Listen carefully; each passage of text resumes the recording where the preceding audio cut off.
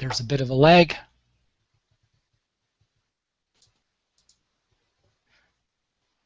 It's counting down. I think it takes a minute. Okay.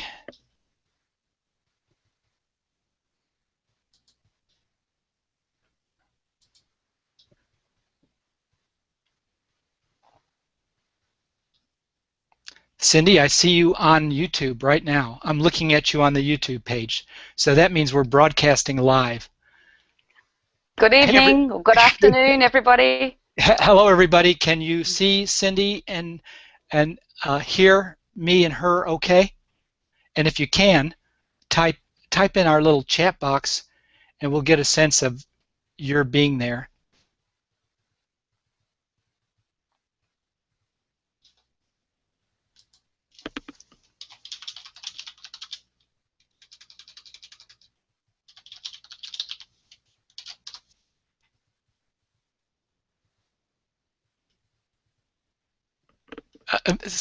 Cindy, are did you want me to say something? Yeah, now I saw your mouth moving. Okay, hi everybody.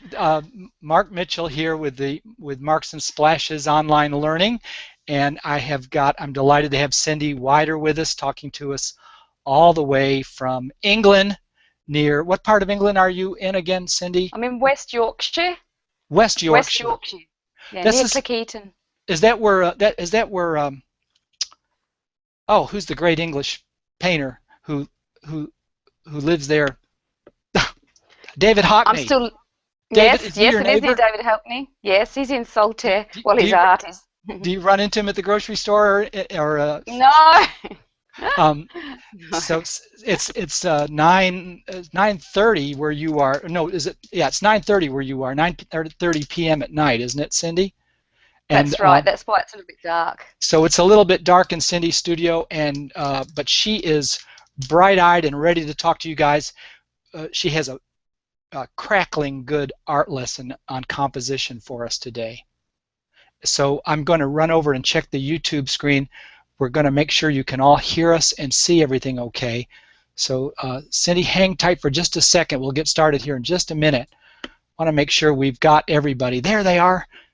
Yes, people are commenting in the chat screen, and they're saying they can see you. Great. We're happy to be here. We've oh, Hazel Mitchell, one of my favorite children's book illustrators, and a Facebook friend. She's saying she's from Scarborough originally. She's in the U.S. now. Do you know Hazel? She's a wonderful illustrator, and we have a lot of old friends here. I do know Scarborough. My nana was from Scarborough. Your nana was from Scarborough. Yeah. Oh my goodness. My goodness. Well, it's a small world, and Google and YouTube make it even smaller, don't they? And I've only been here for 12 months in the UK, so I'm not really familiar with the UK because I'm from Australia, remember? Yes, yes. Cindy is an Australian artist from Western Australia. Is that correct? No, from Queensland. Yeah. Queensland. Well, Anne says, Cindy, your studio looks great. So, oh, thank you. It looks like a my working gantry studio. in the background.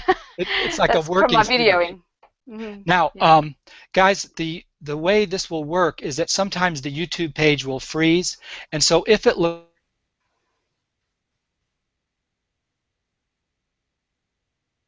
page, and that will bring things back, should bring things back to life for you.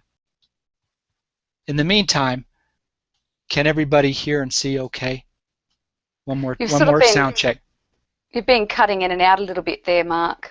Okay, yeah, it's the connection thing, but so just don't forget to refresh your screen if things look like they're frozen. Okay, we got Monette hanging on. Everybody's saying hi. Cindy has got a wonderful lesson. She's going to teach us how she approaches composition, which is a very subtle, tricky topic, isn't it? It's a huge topic, and she has got a wonderful lesson PDF that we're going to give you the link to at the end of this recording. You can download it, and it's a wonderful review of what she's going to be teaching us today. It will be in text and images. It will be all there for you. Cindy is the founder of artpj.com, which is a wonderful online art school, I guess you'd call it, with lots of lessons on painting figures and abstracts and doing all kinds of art, drawing accurately, composing beautifully. And so I have got my vendor's link to her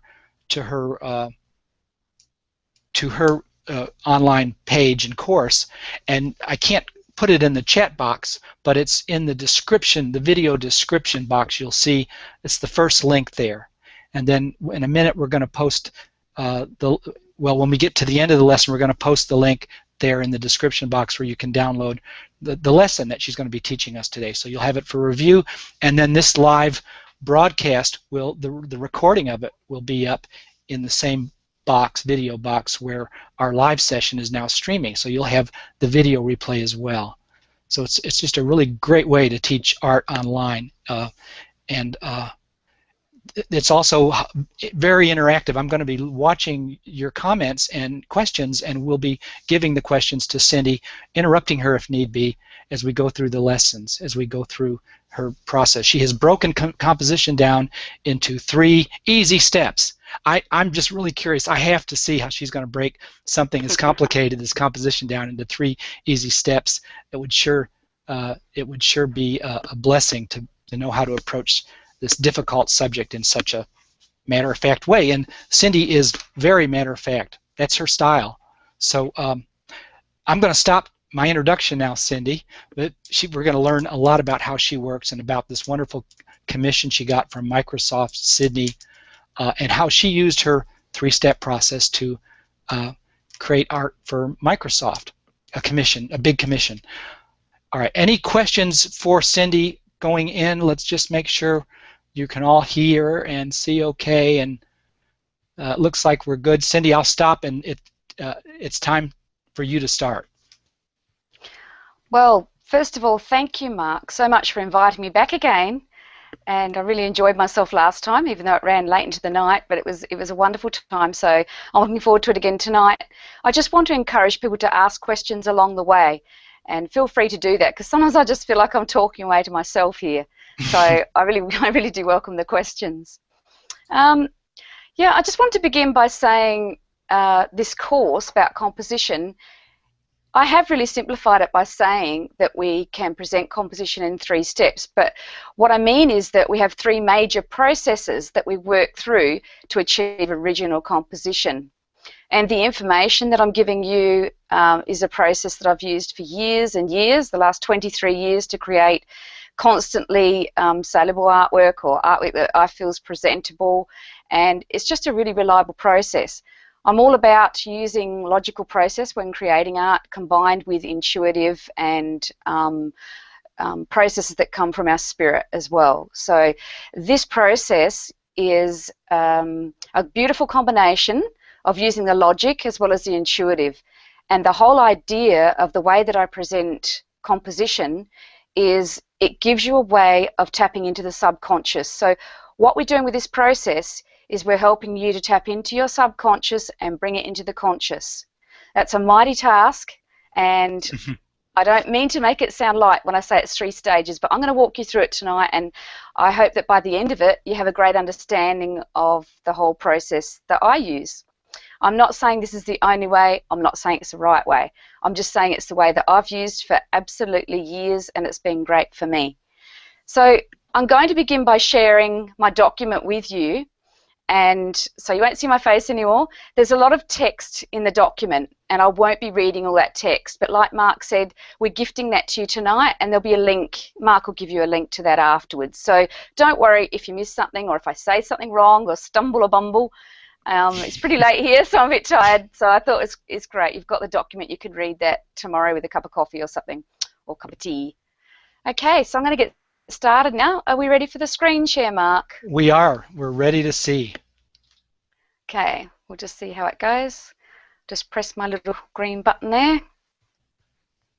And I'm just getting the screen share up. It takes a minute. We're a few thousand miles apart, so there is a little bit of a lag between what we're saying and what you're seeing. Okay.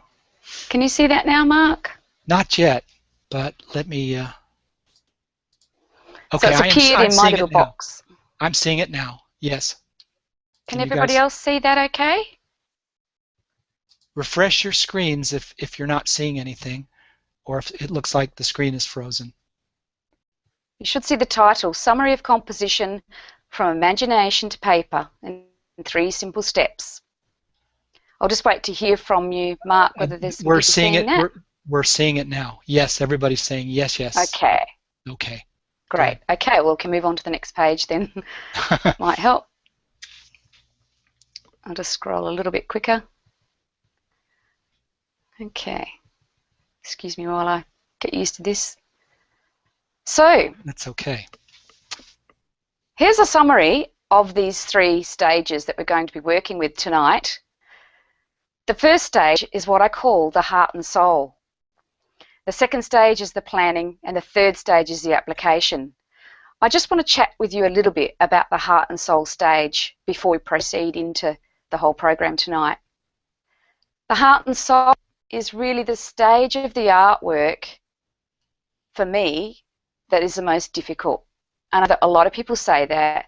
The heart and soul is the stage where you're just beginning to get an understanding of what your artwork's going to be all about.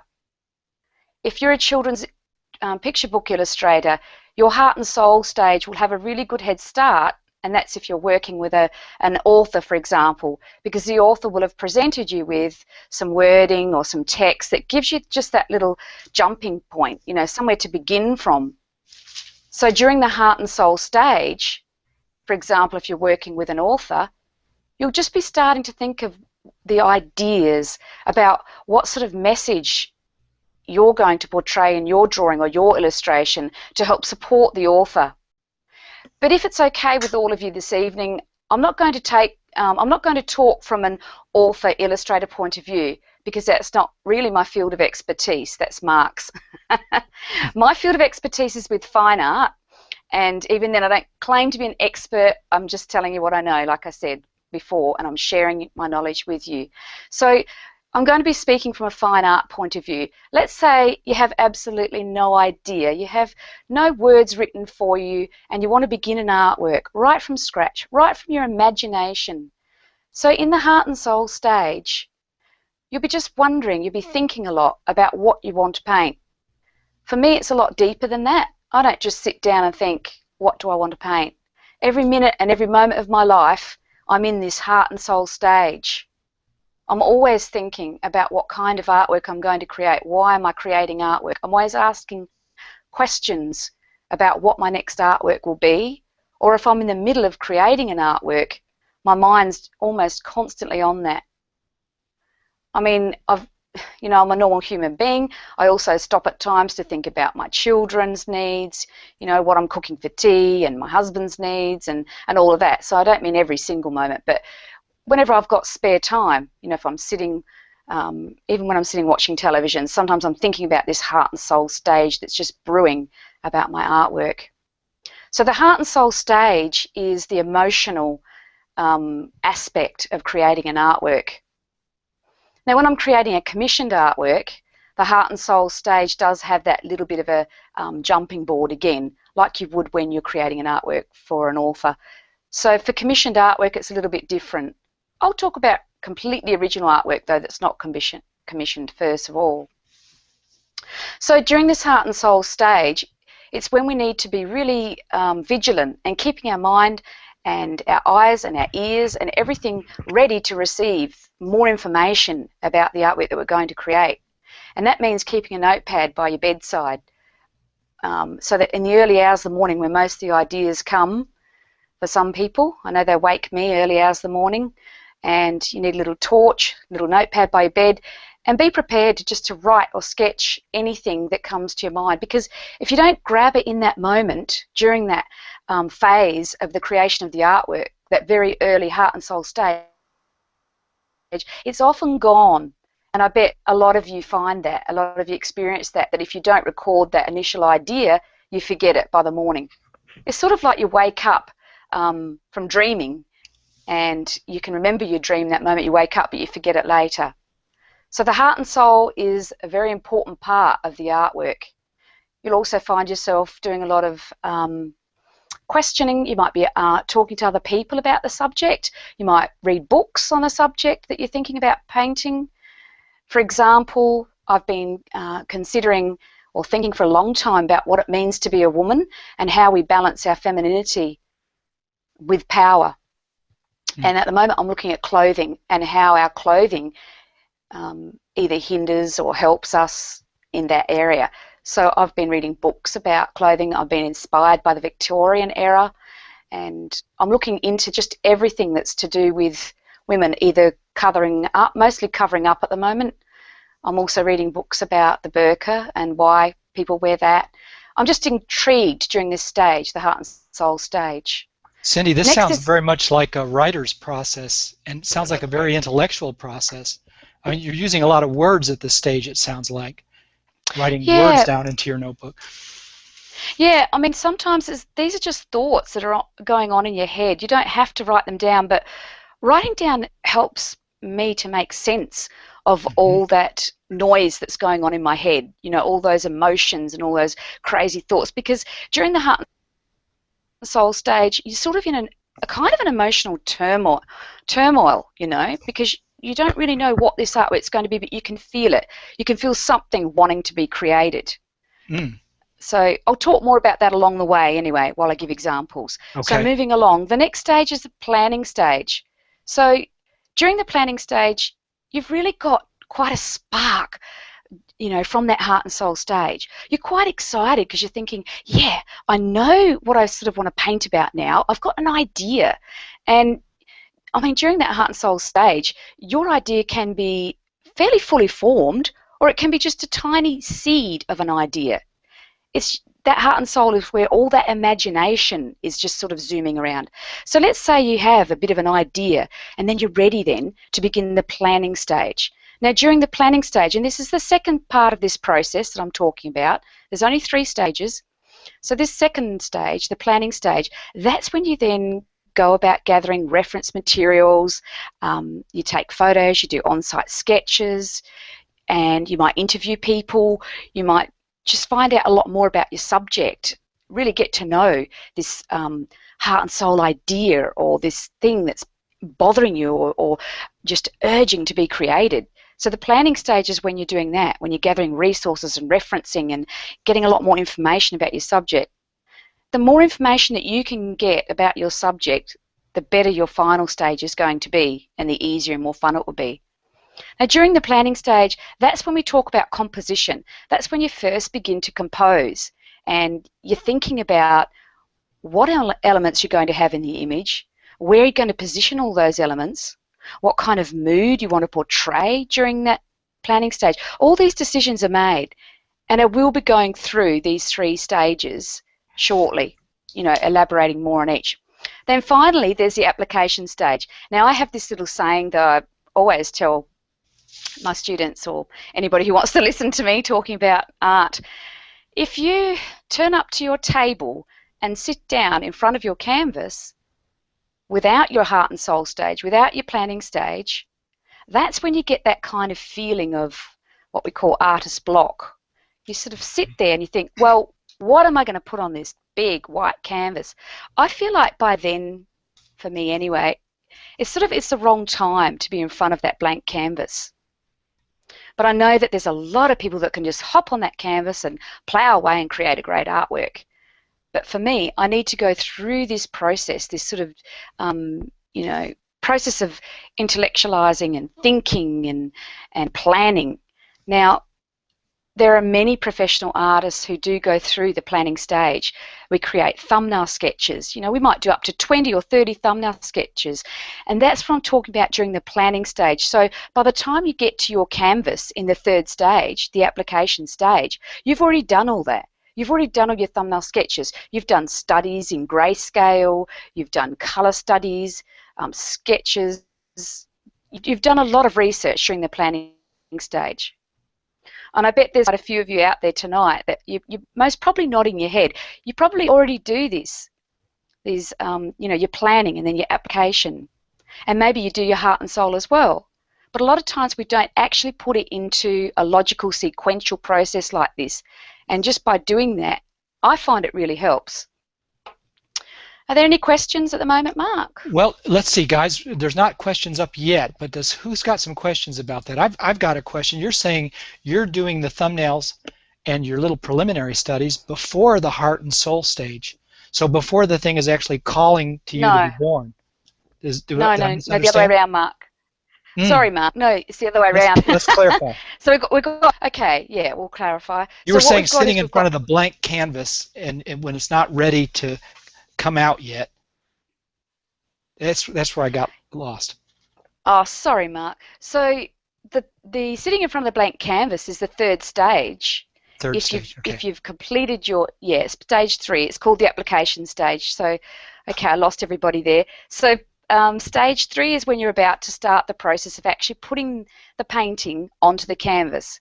That's assuming that you've done, you've completed your heart and soul stage and you've completed your planning stage and you're sitting in front of the canvas and you're about to now put that painting onto the canvas.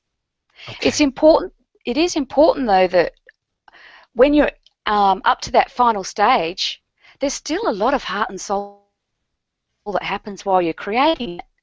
So I'm not actually segregating that heart and soul stage and only leaving it right at the end, or the planning stage and leaving it only right at the end.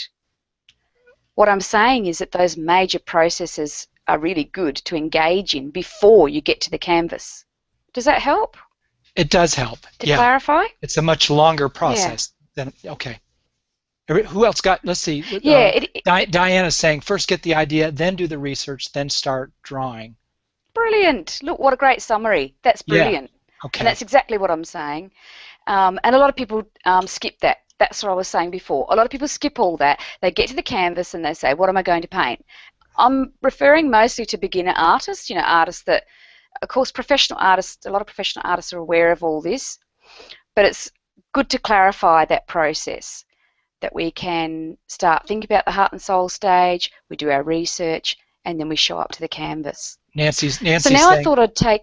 Oh, Nancy's just saying that you're saying if you didn't do stage 1 and 2, then you're in trouble when you're getting to stage 3. Yeah. It's so true. Okay. It's so true. But it's amazing how many people do that without even thinking, without even realizing. And it's a lot of pressure that you put on yourself to get to the canvas and just try and paint a picture. Rebecca, so I thought one more thought, because you're getting some comments pouring in here. Yeah. Rebecca, my friend from Houston, says, so you take photos during the heart and soul stage. Is that? Yes, I do, but I also take them during the planning stage as well. Okay. So both. Okay. So these kind of cross boundaries. It all depends that I'm working on at the time, because sometimes I work. They do. They do, and I'll explain that during these little demonstrations that I'm going to do.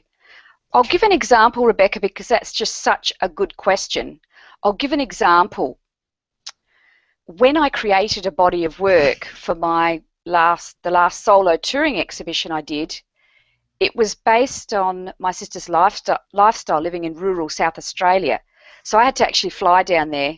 I went with my husband and our 2 little girls, and I had to do a lot of research ready for the body of work that I was about to create in the exhibition. Now, before I left, I sort of had a bit of an idea of the heart and soul stage. I had a little bit of an understanding about what I wanted to portray in the individual artworks that I was going to create for the exhibition, and my goal was to create about 24 pieces. So I did have a little bit of heart and soul stage, but if I had have just settled on that heart and soul stage before I went, then the exhibition wouldn't have been as rich. It wouldn't have had as many experiences within it. So what I did was I went to South Australia and I just took a whole heap of photographs based on their lifestyle living in rural South Australia on a huge cereal farm. So the exhibition was all about how my sister maintains her femininity living on the land. And you'll be able to see a link to that on my website at cindywider.com. It's the exhibition that I did for the Waltzing Matilda Gallery, the Outback Regional Gallery in the Waltzing Matilda Centre in Winton, Queensland. Some of you might know that gallery. Anyway, it was an exhibition that they requested for a body of my work. So some of these images that I'm sharing with you now are from that exhibition, and I'll go into the Microsoft exhibition a little bit later. I'll just ease into it with some of these other images. So this first one that I'm looking at, Who's Minding the Nest, I've given you an example of some of the photos that I took while I was down in South Australia, photographing different views and different moments in my sister's life. And this particular view that you can see here, this is out of her window. Now see these agapanthus. These were the most beautiful, lovely, delightful thing to occur, because if you look in the background, everything's dead. All the trees are dead. They're just beginning to grow back. This entire area, this whole farm, was nearly completely destroyed in a big bushfire about 2 years before I went there. And one of the reasons why I chose to include these agapanthus was because they were the first thing that grew back, and they gave my sister hope. Now the bushfire actually bounced over their house, ran along a fair few meters, sorry, and then bounced over the machine shed where they lay sheltered. And one of the reasons why I wanted to do this particular body of work is because I needed to heal the heart and soul stage for myself, as well as somehow make a connection with my sister about this big bushfire that had claimed masses of areas of farmland all around them. Anyway, it was a great big ordeal, this massive bushfire that wiped out a lot of the Eyre Peninsula this particular year. So I went back there to research and to help heal. So these beautiful agapanthus, they were just that moment of hope that she had. She tried to plant these roses, and you'll see another painting coming up shortly. The roses just wouldn't grow, and I'm sure that a lot of avid gardeners would have answers for that, but they would not grow after the fires came through. Eventually they did after replanting them. But these agapanthus, they are just so strong, aren't they? They're such a strong plant. And that gorgeous blue-purple against the yellow in the background, those yellow dried hills, because this is wheat and dry ryegrasses and everything. And so yeah, I just knew that there was going to be something special about these agapanthus. And that was a view from out of her kitchen window. So that garden was very important to her, and her husband made sure she had that planted again after the fires went through to give her hope. Now this little image is some little plants that she has sitting on her windowsill. I just loved the form of them, and I thought, yeah, they're going to be in my composition somewhere. So I took absolutely hundreds of photographs while I was there, and these are just some of them that I've selected because they were chosen for an artwork that I did. And there's some other fun little things that she's got here, like these little elephants. And these were all gifts that she was given, my sister's given. Now these, oops, it's not stopping scrolling. Sorry. These little roosters here, they're one of my favourite little symbols, because these little roosters inspired me to paint quite a few artworks. These two, this pair here. And all of these things that I'm showing you at the moment were included in some of the artworks. Look, I just popped that silly window up. Goodness knows, I don't want to bother with that. I never know how to get rid of that window. That's a strange one. Yeah. Yeah, I couldn't be bothered with it. Anyway, I don't think everyone will mind. So anyway, these little things, I just took all these photos ready. Now this is during my heart and soul stage, and this is where this is where photographs overlap into your heart and soul stage. I did do sketches while I was down there as well for my heart and soul stage, but what I had to do was take all those photographs that I did and go back to my studio in Queensland, which was on the other side of Australia, of course. So, look, again, this is just a small sample, but I've chosen these because I'm using them, this artwork that's coming up. So here's an example of the kind of sketching that I create during the heart and soul stage. Whoopsie, Cindy, can I stop you for just a second? Let's see, I'm just getting your avatar up on the YouTube page screen. So why don't you click out of screen share for just a second and let us see you, and then give Google a chance to catch its breath, and then we'll go back to screen share on that slide. Can you do that? And yes, can you now? No, it's going to take a minute. Back. You're back. It's going to take a minute. Let me make sure. Oh, sorry. You've got some comments, and while we're waiting for it, you got some comments here. Diane said she wished she didn't have to make dinner for her husband, but he's getting. didn't have to make dinner, but her husband's getting Oh, hungry, so she's going to look at this later. Charlotte is saying, let's keep it real here. Charlotte's saying, what a heart and soul story, referring to the bushfires and the what are they, Ipananthas? And Sherry's saying every picture tells a agapanth. story. Agapanthus. Yeah, and Yeah. I'm going to click and make sure we're now. Hang on one second, Cindy. Let's go back to screen share and we'll try it again. Okay. All right. I've pressed screen share now, and we'll just wait for that We'll just to wait. pop up. We're asking you there you are. So we'll just wait just a bit. But at least your avatar is gone now. And there's your screen. Yep. Good. Okay, you right? Yeah, we're good. Did somebody else say something? You said Sharon said something. Charlene was saying let's see. Let me see. Buster Cat, we are recording for posterity. Absolutely. We don't want to miss this. Let's hang on. Nancy saying you are back, Cindy, and Sherry was saying every picture tells a story. Yeah, and Charlene was saying what a heart and soul story. Absolutely. Yeah. Okay. Thank you, everyone, for your feedback. Yeah. That's nice. Yeah. Okay. Okay. Shall I keep going? Yep. That'd be great. And if you guys don't forget to refresh Pardon? your YouTube. Don't forget to refresh. Example of the kind of. Yeah, refresh your YouTube page if you're having trouble seeing anything, and that helps. It takes a lot of refreshing. Excuse me, Cindy. Go ahead now. Carry on, as they say in England. That's okay. That's okay, Mark. Thank you. Okay. So this is an example of the heart and soul stage and some sketches that I do during the heart and soul stage. Can you see my chicken in there? You know, the funky chicken bear? Can you see that, Mark? A little cursor on it? I see it on the control panel. Can you see my cursor on that image? Yep, I can see it. Oh. Anyway. Yes. Okay. So that's the little funky chicken from my sister's kitchen. In the background, you can see just the emergings. That was the very first thumbnail that I did for an idea for this finished artwork that will be coming up shortly. So this is all just a random idea, and I remember that I did this idea while my husband and I were watching television and thinking that I could just sort of get away with, you know, sketching while I was watching television, and then I thought, oh, this is really bad manners, and I try to make a note of not doing that if I can, because, I mean, we have to balance our life, don't we? It's so hard. But luckily my husband's an artist too, as you'll find out shortly when I talk about the Microsoft Commission, and he really understands. So anyway, I put the sketch down after I'd done this particular stage of the drawing because I felt quite satisfied that I had something. I had the idea here. And do you know that this is the hardest part?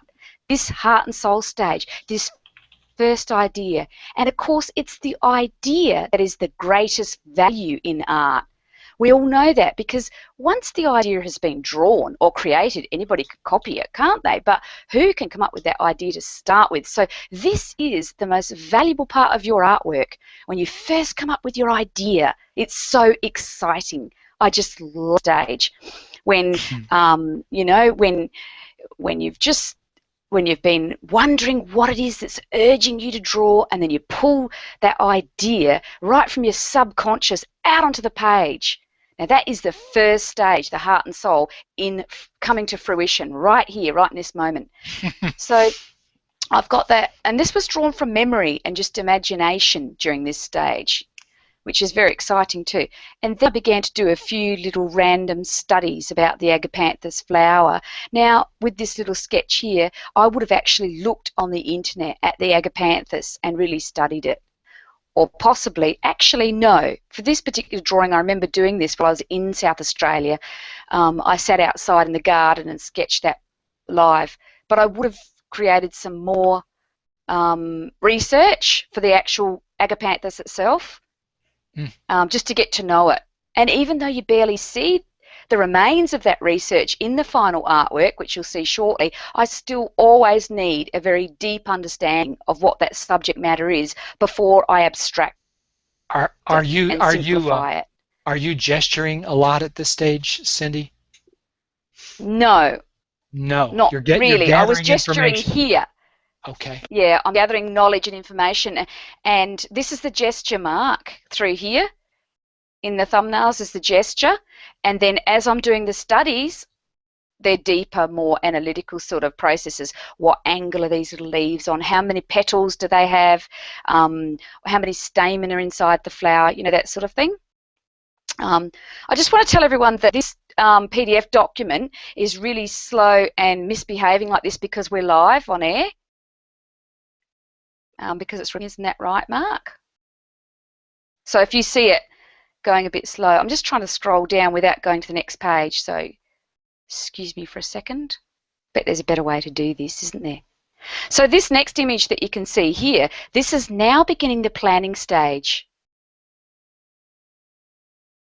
This is when I had my reference photos. So I went to my reference photo box to look for the images. Ugh, scrolled just a bit too far. Sorry about that. Goodness me, it's just going nuts. Sorry. So yeah, you'll see that the next stage is when I start to bring the artwork, the image together. I'm going to hop off my bamboo tablet. I was using my bamboo pen there now. I've had enough of that. I'm just going to scroll back up.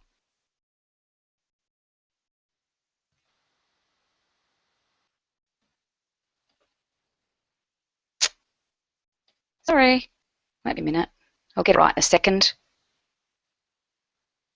So going to see is when I pulled the final sketch together.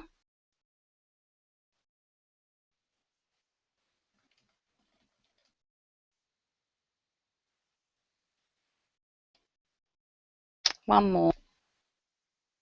Thanks for your patience, everybody. Here it is. Now, that was when I began the planning stage. So you can see all my research now with the agapanthus in there. That was that little cactus plant that you saw in the reference photo. That's the elephant that you saw. And these chickens, they evolved out of those little metal sort of chickens that you saw on her bench top further up. And they evolved and they became some important characters in the whole exhibition. And there's a teapot. Notice down here I've got some eggs in there. The title of this artwork is called Who's Mining the Nest? Now this artwork, the heart and soul, the story about this artwork is very important. Well, it was an important part of the exhibition. I'll tell you about it in a second. This is the final drawing. So what I do with my artworks, because I paint in the hard edge style a lot of the time, I need to have a completely finished, polished outline. So that's the final outline, and that would have been transferred to the canvas. And that happens in the planning stage. So during the planning stage, I transfer the artwork, I paint canvas. Now,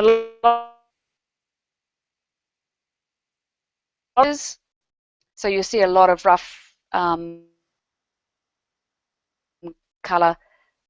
See any here. I haven't included any for this particular artwork, but I will get a lot of rough thumbnail sketches for that artwork. So here are some more images that I created based on those chickens that my sister had. I just wanted to share the heart and soul story about those two chickens there with Who's Mining the Nest. That artwork is all about this big rooster here. Look how surprised he looks as he discovers his eggs, his babies. They've been kidnapped in the middle of the night. It's all about these eggs being taken. Of course, you know, my sister had, you know, taken the eggs, as you do. You collect eggs on the farm. But I thought to myself, imagine how the rooster and the hen would feel finding their babies had been taken. But this is just a metaphor for life on the farm. My sister and many women that live on the farm often have to give up their own aspirations and dreams and goals to nurture the family home. And my sister wasn't really able to sort of wander off and do her own thing because she had to nurture. She had to always be there to nurture the kids and the family and everything. She wasn't resentful about that. It just was the way it was. So I just asked the question. I said to myself, well, who's minding the nest anyway? And I wanted to celebrate that fact that she dedicated her life to nurturing the home. And of course, the kitchen is the hub of the family home and nurturing. So that was an important piece for me, and it really helped me to celebrate the fact that it was a wonderful thing that she'd done. She'd given up her life to be the mum, you know, the woman, the caretaker. She cooked all the meals for the farmers. She did everything to nurture the boys on the farm because she didn't have any others. So here we are with another piece, and this one's called Red Roses for Me. This particular artwork celebrated those red roses that at first they wouldn't grow, and then they were replanted and they grew again. Red roses are my sister's favourite flower. You can see the agapanthus again in the background, and the little cacti plants too. Here's the first initial sketch from the Heart and Soul stage. Can you see that? That's the Heart and Soul stage. Once again, it's just the bare bones of an idea, very roughly sketched down. And then that's the final artwork. And then you see the coloured version of the painting. So here we are. We're on Microsoft Commission now. Before I just go, anybody got any questions so far? Mark? I can't hear you. Cindy, can you hear me now? Yes. Okay, that was my fault. I can hear you now. Okay, there have been questions tumbling in. Are you ready to take a few of them right now? They're all on point. Let's see. Oh, sorry. No, that's okay. Yes. Great. And first of all, you've been getting so many compliments. Laura was saying what a beautiful, vibrant piece, referring to the piece about your sister. And beautiful, vibrant colors. Love the composition, Rebecca says. Beautiful. Thank you. Anne says, love all the little details, Donna D says. And Victor says, do you do test painting before transferring your image to your canvas? Yes. I used to do that a real lot, my test paintings. So I'd do, say, 5 or 6 thumbnail sketches of the colours that I'd like to do. I guess, is that sort of the gist of the question? But since then, I mean, I created these about 3 years ago, 2011. Since then, I've come to really, really love working with Photoshop. And so usually I take the line art drawing into Photoshop and do a lot of the test colours in there. Work up but your then what I'll colours do there, is huh? Yeah, thanks. And I'll design it in there. But then I'll do another test swatch. So I'll just do little thumbnail swatches of the test colours, you know, as I'm working out which colours I'd like to use. And I don't ever match it exactly either to the Photoshop Photoshop image. I just get fairly close to it. What kind of ideas can Photoshop give you in the way of colors then? You're saying you're not necessarily relying on the palettes that you test with in Photoshop. Well, what I do is, oh no, I never use the palettes. I never ever use set palettes or set formulas that are in there. No, what I do in there is I plan my own colour compositions. So I compose the colours in there. In other words, I paint it with the painting tools and I choose all my colours in there. But they have to be further refined before going onto the canvas. Cindy, Anne is asking, how do you think about which perspective to draw, or thinking about perspective when you're composing? Oh, I love that. For me, perspective is a very important part of the whole mood of the picture. So I love perspectives like child's eye view, for example. I'm really into the child's eye view. So I like to have this peering through sort of feeling. So it depends on the mood of the artwork. I do use certain formulas over and over again, and not to be lazy in any way, or not because they are a formula. It's just because I love that feeling of mystery and, you know, yeah, and looking through and peering through. So that's how I deal with the perspective. I think about that. And it's very, very important to think about your perspective right in those initial thumbnail drawings because it will affect your whole composition. Every part of the composition is affected by perspective. Yeah. There's a big part of your course that you teach spends a lot of time on perspective, doesn't it, Cindy? You have a huge module. Yeah. Sherry's saying all Yeah, of that. that's Unit 5. Unit 5. Sherry's saying all of that heart and soul gives the pictures such great depth. That was her comment. And Tanis is saying, I love how you've captured the chicken's facial expression. So these are comments about your previous Thanks, pictures. Dennis. And Yogi is saying, I love to see how the ideas and work progress. Yeah. Thank you. Okay, good. Yeah. Oh, yeah, I'm always fascinated in artistic process as well. Mm. And again, I'm just trying to show how the heart and soul leads into the planning and then into the application. So that's what I'm doing with those little pieces. Now we're moving into the Microsoft Commission. And look, it was way back in 2004. That's a long time ago, isn't it, Mark? My You had short hair then. Short Yes. hair. I know. Oh, I hated that short hair. I can tell you. Oh, it You looks know cute. It what? looks so cute. I know, it's great. Oh, What? it was a great experience. Sorry, I have to explain that. That was so hilarious. I cut it first of all to my shoulders and then to really short because it was so hot. But because I always wanted to do it. And if anybody knows me as a fine artist, I paint a lot about hair. I even paint with my hair. Hair is so important to me. I think it hails back to my hairdressing days when I was a hairdresser, 23 years ago. And for any of you who don't know the story, I had to give up hairdressing because I had chronic fatigue syndrome and I wasn't able to do hairdressing anymore, and art became my therapy. So I still love hair. I loved hairdressing and I love hair. And so I cut my hair off, and you know what? I just wanted to explore that, and I wanted to know if I would feel as feminine. And you know what? I didn't. I didn't like it at all. It couldn't grow back fast enough for me. Oh, really? Oh, my goodness. Well, it looks Anyway. so cute there. It looks Yeah, very yeah. feminine there. Oh, thank you. Now, Oh, thank you. Anyway, in Cindy's book that you can get on her website, and it comes with her course too. She talks. It's called Drawing in PJs. If I got the title right. paint in your pajamas. Paint in your pajamas, and it tells all about. It's got everything in it: romance, motherhood, the whole woman's experience, and how she and Stuart met, and how they courted each other.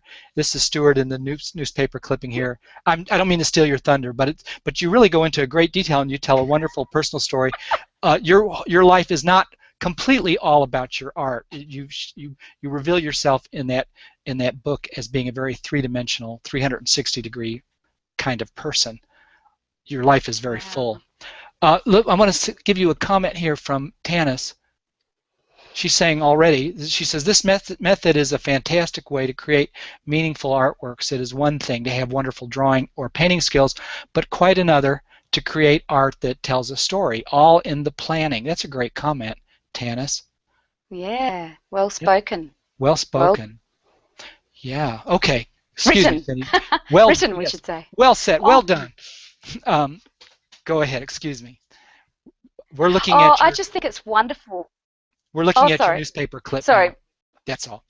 Oh, yes, I'll just leave that there for a minute while I talk about Stuart, because I think that was absolutely wonderful what you just said, Mark, and thanks for bringing Stuart into that, because everything that I paint as an artist is always about being a woman and understanding being a woman, and a very big part of that, an aspect of that, is romance and love. And I've had I had a tough time with love before I met Stuart, and he's just my everything because he's also an artist and he understands me and I understand him, and we really do just complement each other. So this commission with Microsoft that we were given was just a wonderful way of coming together in our art as well as in relationship. And we'd only just got together in 2004.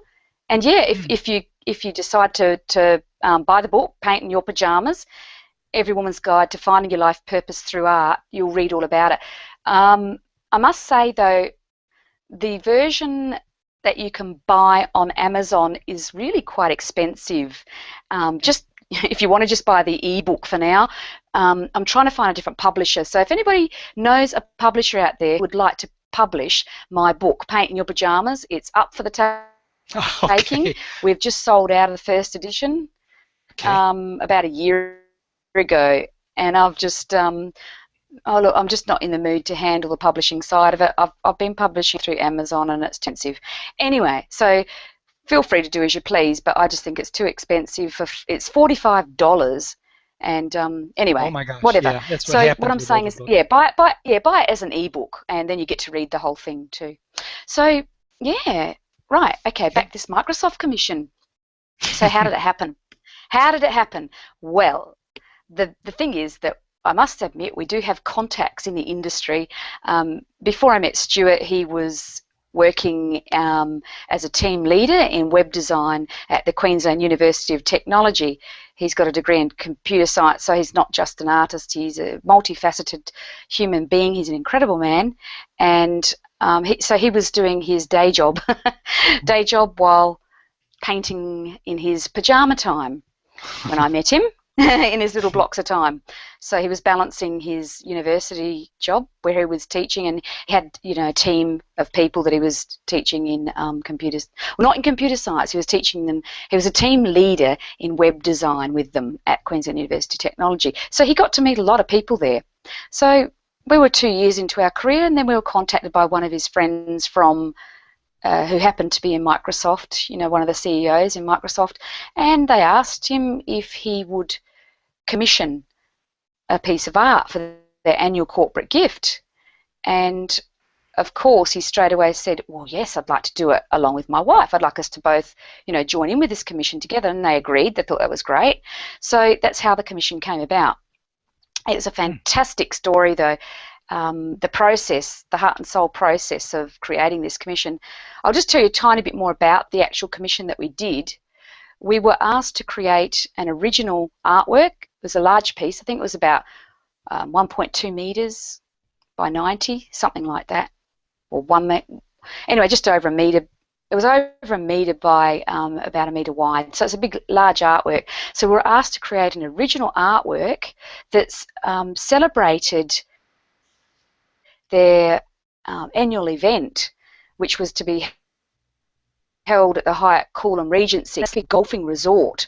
So Microsoft invited all their best delegates from around Australia, and some were in, I think it was Singapore, and a couple were overseas, but it was mostly their clients from Australia. So they invited all their top clients from Australia to attend this big corporate event at a beautiful golfing resort, and they wanted us to paint an artwork that celebrated that. We had an incredible challenge though, Mark, because we had to incorporate all the logos of those companies into the artwork seamlessly so that you could barely sort of see it, but yet you could. And I'm going to point some of the logos out a little bit later on.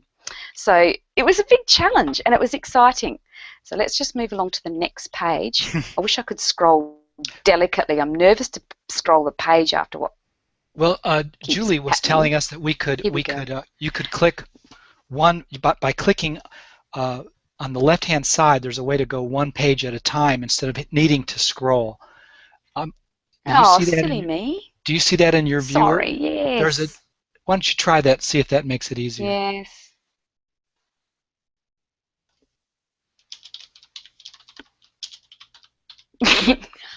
You know what the problem is? It's not fitting right in my window. I might have to just shrink it a little bit. That's the problem. This is why I'm having so much trouble with it, because the whole picture, the whole page is not in my window. I didn't want to make it too small for everybody. Is that now too small for everybody?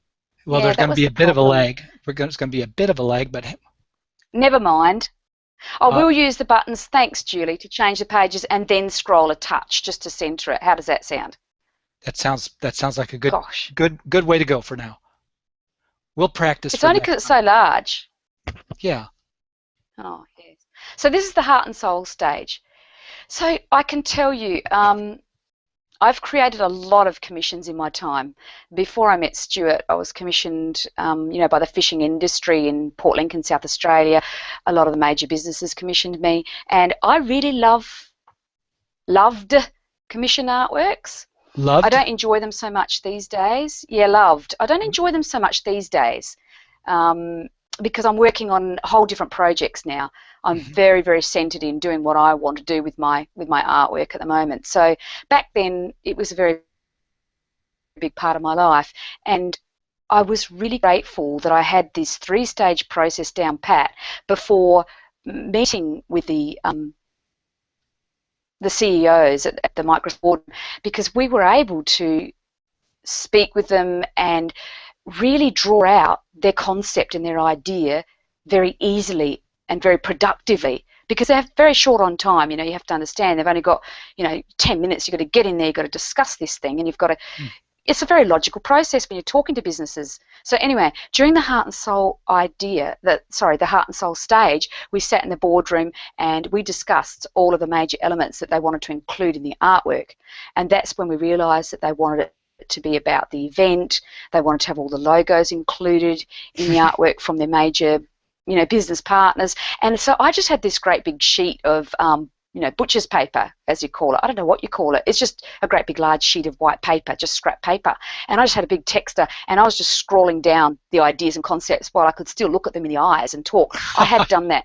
I have done that process quite a bit, when I've created fishing industry fishing industry commissions. So anyway, so we discussed that. So during the heart and soul idea, we're just rambling off ideas with these guys. They didn't really know. They're not artists, so they just said what they wanted. And we had this massive list. Oh gosh, Mark, you should have seen the list. So, but that's good. You're better off having more ideas in your heart and soul stage than not enough. So then over the next week, we began gathering our reference material. So once again, it's a case of having reference material during the photographs during the heart and soul stage. So it doesn't always happen, but in this case it did. And down here you can see we went to the actual resort. We went to the Hyatt Coolum Regency, and we'd been there a little bit before. So we sort of knew our way around, but we weren't golfers. Oh, well, Stuart was often playing golf when he was at QUT, but he didn't like it. But anyway, so you wouldn't believe this, Mark. This is hilarious. We were taking photographs out on the greens, and before we walked on there, Stuart was saying to me, we are not allowed on here, we're trespassing, we're not allowed on here. And I was saying to him, we do what we need to do to get the reference materials. Good because reporter. I've done this before. Yeah, I've done this before. I've been on tuna boats laying on my stomach in tuna fish guts to get photos, which is disgusting, but that's what I had to do because I wanted that particular photo. Talking about the perspectives, sorry, I've forgotten who asked that question, but that would have been a fantastic case of making sure you considered your perspective, because there was a particular tuna fishing painting that I did, and I had to lay on my stomach to photograph the deck because I really wanted this beautiful view from one of the windows on the deck. Anyway, whatever. I'm going off track, sorry. So what we had to do was I had Stuart marching behind me telling I was not doing the right thing because he knew about protocol, you see, not me. I have not played golf in my life. Oh, once, but I hit a piece of dirt around. That was about it. little piece of grass goes flying off into the air. I'm hopeless at golf. I just said that the stick was too long because I'm very short, you see. Anyway, so here we were in this heart and soul stage. I was adamant I was getting these photos that I wanted because I wanted this special view ready for our artwork. Looking from this particular view. Anyway, so we were there, and you know what happened? It was so funny. This golf ball got hit right into this bunker that we were hiding in. Well, it wasn't a bunker. It was like lined with trees. It was like a little tree pod out in the middle of the greens. And this golf ball hit and nearly hit us on the head. Yeah. Close call. Wow. It was hilarious. Anyway, just a funny story for everyone. It was so funny. We fled from there. I can tell you, it was hilarious. That was evidence that you were doing good research, for sure. It was good. At least we laughed anyway. So, okay. So then we had a lot of these photographs, which was fantastic. And then this is just one of the images. I didn't have them all on hand to put into this document for you, but this is just one of them. We decided that we would settle on a view of the place, the venue, the event. And now, this idea here of the flag on top of the hill is Microsoft's vision of helping everybody to reach their full potential.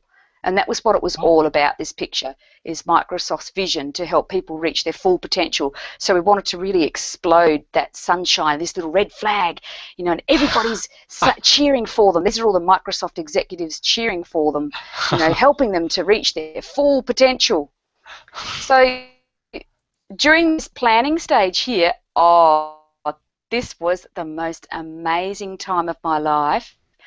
What would happen, because we collaborated, you see, what would happen is Stuart would do a bit of sketching, and then he'd say, right, you know, now it's your turn to put your bit on it. And so the sketch would come to my desk, it'd sit in my in tray to be done, and then I'd put my touch. Now I'll show you the bits I did. Can you see the hand cursor on the image here? Yes. Mark, can you see the hand? Yes. Okay, this is my bit. I've done all this background, all these little houses, and now Stuart's created these little men and the little glass in their hands. I created this here. Okay, so it's a complete, you know, combination. It's a very collaborative artwork. And he did all these little men in the sky. So Stuart does all these little men. That's what he does. He's such an expert at it. He does incredible work. And of course, he can do all this as well, but we wanted it to be a bit of both of us. So it was toing and froing, and we're trying to work out how to put these logos. For example, here we go. I promised you, I said I'd tell you where all the logos were in the artwork. Now, this is not the finished artwork. This is during the planning stage now. So this is the colour version. To the person who asked me about doing the colour version, this colour version was created in my Adobe Photoshop. So this is the Adobe Photoshop coloured image, right? It's not the finished artwork. Now, here we go, the logos. The logos. This is the Fijian government. This is Queensland Police. Fijian. If I'm wrong, sorry, excuse me if I'm wrong, but I believe it's Fijian government. Anyway, we researched it. That we've put in, like flowers, you know, in the pot. And this was the Northern Territory, Queensland Police. Anyway, this is Energex here, Queensland Rail. Can you see that, everyone, in the water? That Queensland Rail sign for any Queenslanders? It's a logo in the water. You see how we disguise them? In the this water. is this is a Queensland government sign. The Queensland government logo here. It's the big blue circle and then those yellow things. Now, for people that are Queenslanders, they'll understand these. This is the building, Queensland Council, I think. No, I've forgotten now. Oh. Anyway, it's an important building in Queensland, and it represented that particular sector that was also a very important client. So all these logos were symbolic of the important clients that Microsoft was, I guess, saying thank you to, weren't they? They were saying thank you to all these clients, because every one of the clients were given a limited edition hand-signed print of this artwork, and we presented it at their gala ball. We were actually up on the stage pointing out all these logos to everybody. That's quite a vote of confidence they were giving you as artists. Oh gosh, yeah, they trusted us. Oh my gosh, yeah. Now part of the process, Stuart designed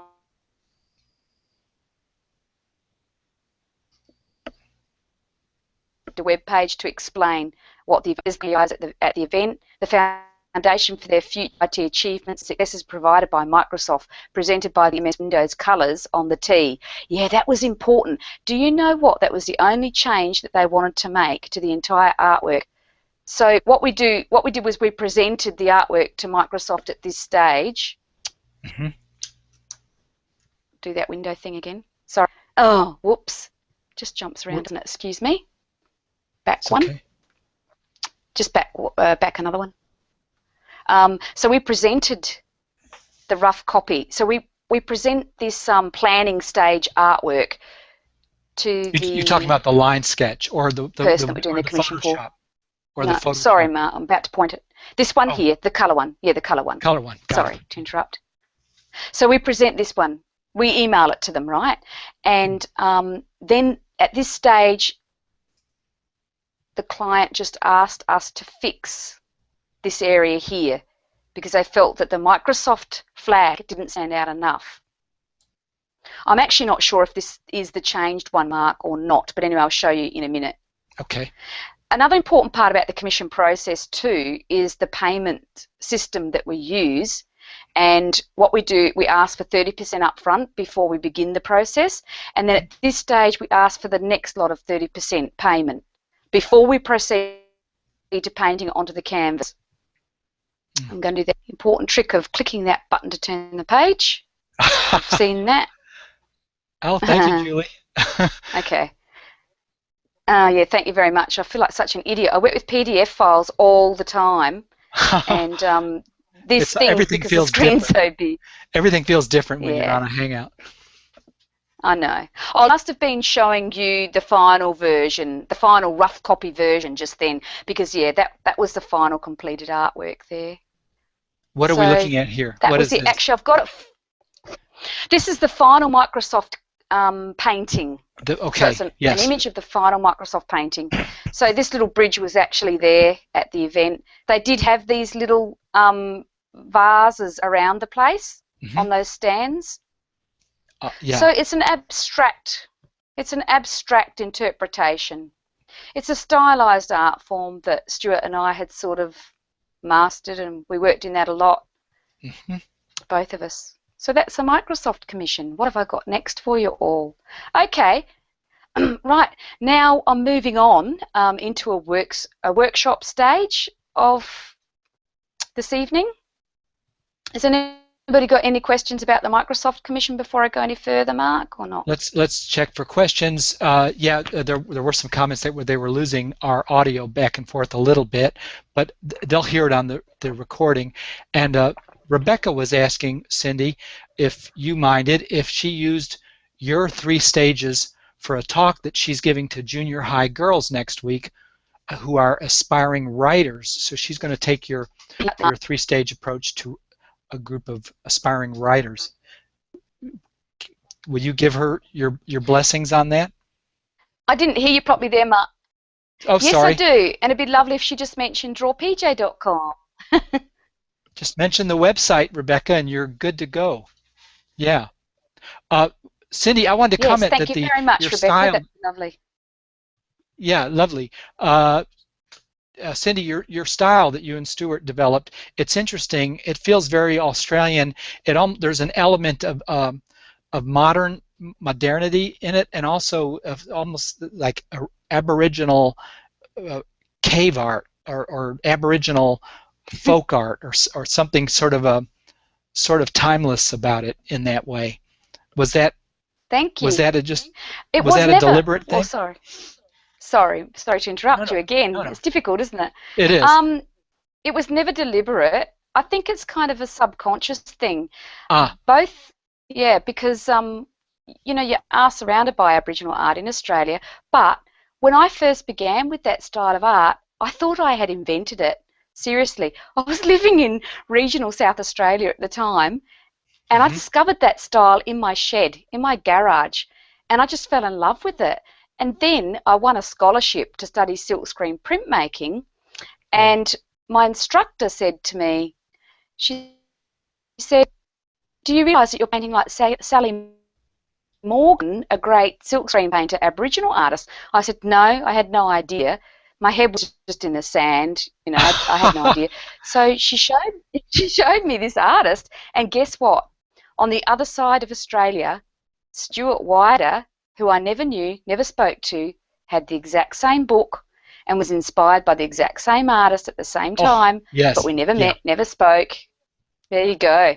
I read that in the book. Unusual story. Yes, that was uncanny. Oh, did you? Yes, yeah. You guys were soulmates for real. I know. Anne is asking a question here, Cindy. Do you ask for the 30% payment before you email the client your image or after? I guess after. When they're happy. Yeah. When they're happy. Okay. Yeah. So you got that, Anne? When they're happy to proceed.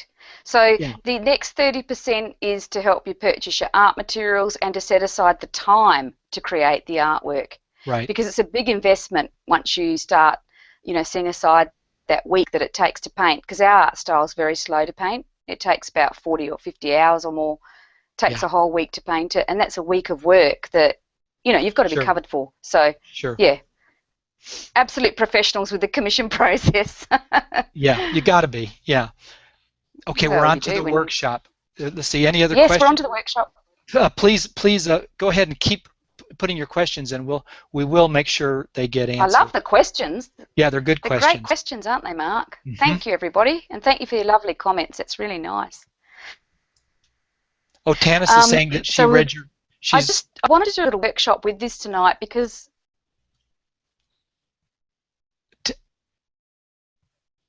Sorry, Mark, you cut out there for me. Yeah, Tanis was saying that she's read your book and it's fantastic.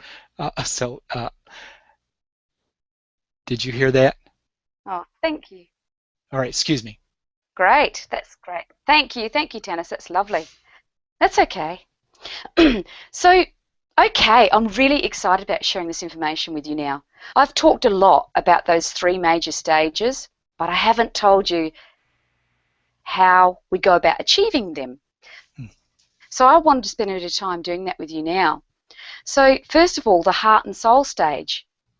Now, how do we encourage our imagination, or how do we sort of formulate our thoughts so that they're not so random and scattered? During the heart and soul stage, it's good for you to have some sort of topic or some sort of idea about what you like when you're creating an artwork. Most of us paint or draw because we like that thing that we're painting or drawing, or we're interested in it. So I always suggest that if you're stuck, or if you've got something like people say is artist block, it just means that you're due to have some new experiences. In fact, the best thing to do is to go on a holiday. Go on a holiday. It is the best thing to do if you can. Look at me. I moved countries to stimulate my, and it's true. I was so excited to come to England because I wanted to stimulate my heart and soul, my knowledge. I needed brand new experiences to grow as an artist. So for the heart and soul stage, to get stimulated, to grow and to expand, you need to have new experiences and new tastes and new sights. Make it a point. You can make it a point of trying something new every single week. Also, writing is so important. I highly recommend that if you don't do this already, try to write just your random thoughts. In fact, the book by Julia Cameron called The Artist's Way, that is an incredible book, and she tells you there to write and write and write. Anyway, so writing's great, and little sketches often come out as a result. Now, with the heart and soul idea, though, I want to just look at a few things. So there's four major sources that inspiration comes from for art, and those categories are ordinary experience. You can read it there. I don't want to sit here reading it out to you, but in general, our ideas from art either come from our ordinary experience, so in other words, what we do every day, like shopping or, gosh, that sounds boring, doesn't it, shopping? Gosh. Anyway, like bathing, like the masters, they used to paint, a woman bathing, or someone in the fields, like Van Gogh, he'd paint, in the fields, and Monet, the haystacks. So ordinary experience. And then there's natural or constructed environment. So example, natural is an easy one. So we might get our heart and soul ideas from nature, like rainforest, flowers. For example, you might start to study a certain botanical flower or certain sort of flowers. You might be interested in bridges, which are constructed environment, for example, or houses, derelict houses, old buildings and things like that. Or you might be interested in still life, so that comes under constructed environment. Then there's inner feelings and imagination. That's a whopper. I love that one. And that is when I paint my fire series in that kind of Jackson Pollock expressionist style that you'll see on my website, cindywider.com. If you go there, you'll have a look and see what I'm talking about. When I paint my fires, I am painting pure inner feelings from my imagination when I do those pictures. So inner feelings and imagination is when we're painting images that are very mood-based, and your imagination. But you see, imagination is a massive, massive topic. How do you take your picture from your imagination, onto the canvas or onto the paper? It's during the heart and soul stage. That's how you can do it. You start to write. You start to listen to that little inner voice. You sketch. You need some still time. You need some quiet, still moments. Try and have some time with nature, where it's quiet, where you can just hear the sounds of nature. It's very hard to stimulate an imagination when you're in a very busy, loud, noisy environment. But having said that, if you have the ability to just wander your mind off, then of course you can do that. For example, if you're on a bus or if you're on a freeway, if you're on a train, your brain can just wander off. You can allow your imagination to grow if you have the ability to shut all that noise out. So you can take that imagination, but then do something with it. That imagination will only stay in your imagination unless you do something physical, a step to pull it out and put it somewhere physical, like pen onto paper. Write about it. Write about your imagination, or sketch. Sketch it, little thumbnail sketches, and try to sketch really quickly, and don't try and draw a great person or whatever when you've got that idea. Gesture drawing's great during that stage of imagination, isn't it, Mark? Gesture drawing's really great.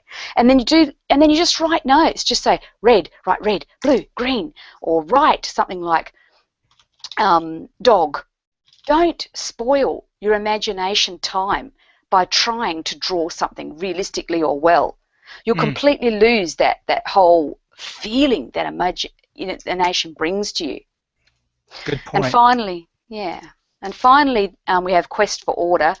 And in a way, I guess a lot of my artwork is my quest for order when I'm painting in the hard edge style. I paint that way because I like order in my life, and the hard edge style gives me the opportunity to be tidy, to be neat, to be able to stop and start when I feel like it. And it's a logic process. It's a very logical based process. But I don't only paint in the hard edge style. I paint like that a lot of the time, but I also paint in various other styles that help me to express who I am. So these are the different sources where your inspiration for art comes from. Now, these are not my own.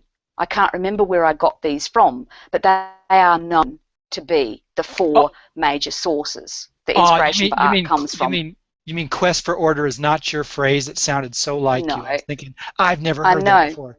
That's so No, but it is good. a type. Sorry, Mark. Yeah, it is one of the four major sources that inspiration for art comes from, and I'm really sorry I can't quote the source, but this is something that I have read before somewhere, so I just thought I'd mention that.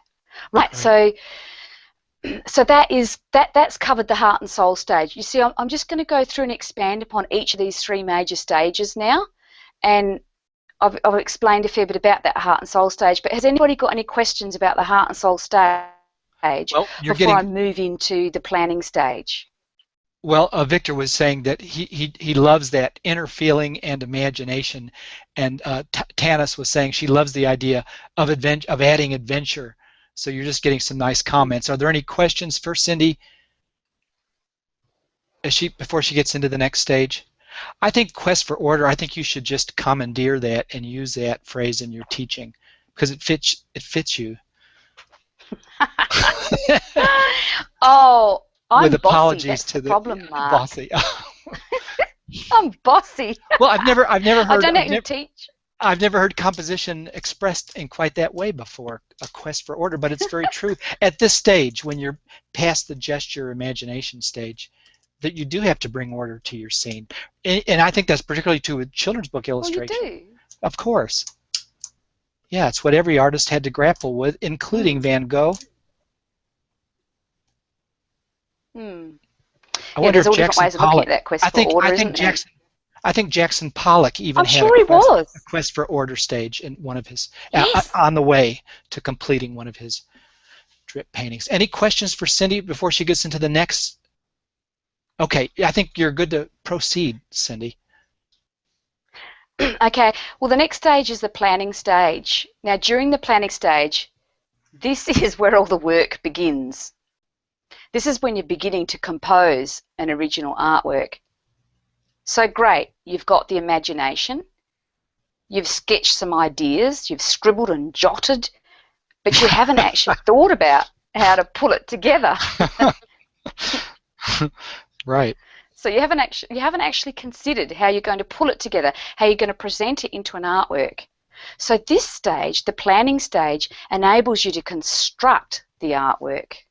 And this is where your logical, sequential processing needs to come into order. So during this stage, you're going to be developing your reference material, gathering it. You're going to gather your reference material. And now reference material is your photographs, your on-site sketches. or objects. So it could mean a trip to the charity store to buy old vases, or it could be a trip down to the local park to pick a fresh new flower that you need for your artwork. During the planning stage, you need to gather those important reference materials. I suggest that you collect a little treasure chest. This is what I tell my students in my course. Collect or develop your treasure chest. Now, some artists go as far as gathering what we call a morgue. I don't know if you've heard of it. It's a dreadful word, isn't it? But it's called an artist's morgue. Yeah. Have you heard of that, Mark? Oh, of course. You have? Sure. Yes. Yeah, of course. So that's when you have a collection of reference material, and you usually have it in order. So, you'll have little tabs. You might say that some of your photos are labelled as children, landscapes, night scenes, etc. It's really, really valuable to have one of those. Of course, when we've got the computers now, mine are all stored in the computer, so yeah, all in files. So it's a similar idea. So it's a really good idea to develop your treasure chest. But it shouldn't just contain photographs.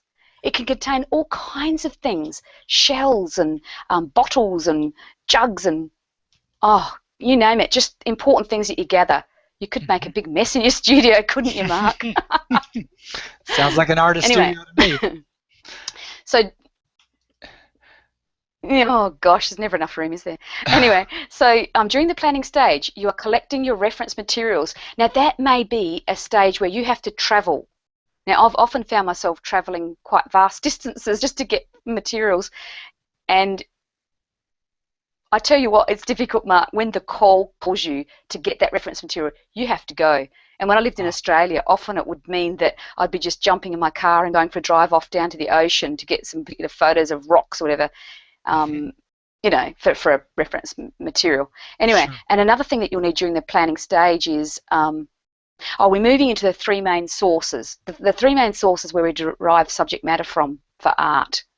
So I thought this was really important to mention. During the planning stage, you're going to be gathering your sources for your subject matter from either your own personal observation, your memory, or your imagination. Let's look at those three briefly. From observation, that means you're either looking at the real thing that you see in front of you, so drawing from life, or you might be observing a series of photographs that you've got. And most artists know that you never have just one photograph. You need loads. Sure. Just for the one subject, multi-angles, as many angles as you can get from that particular source. Your photographs are not for copying from. Your photographs are for knowledge about the subject. Memory. Memory is a difficult one. When you get to that stage where you can draw from memory, it is the most beautiful and amazing feeling. And a lot of great artists build up a visual memory of certain subjects. There's many artists that say paint trees, gum trees all the time, and they develop a visual memory of how to paint trees, how to paint grass, how to paint shadows on hills, horses, don't they, Mark? Mm-hmm. So you develop this memory over time, and I have quite a vast visual memory for certain subjects. I can draw pelicans like they're coming out of my ears.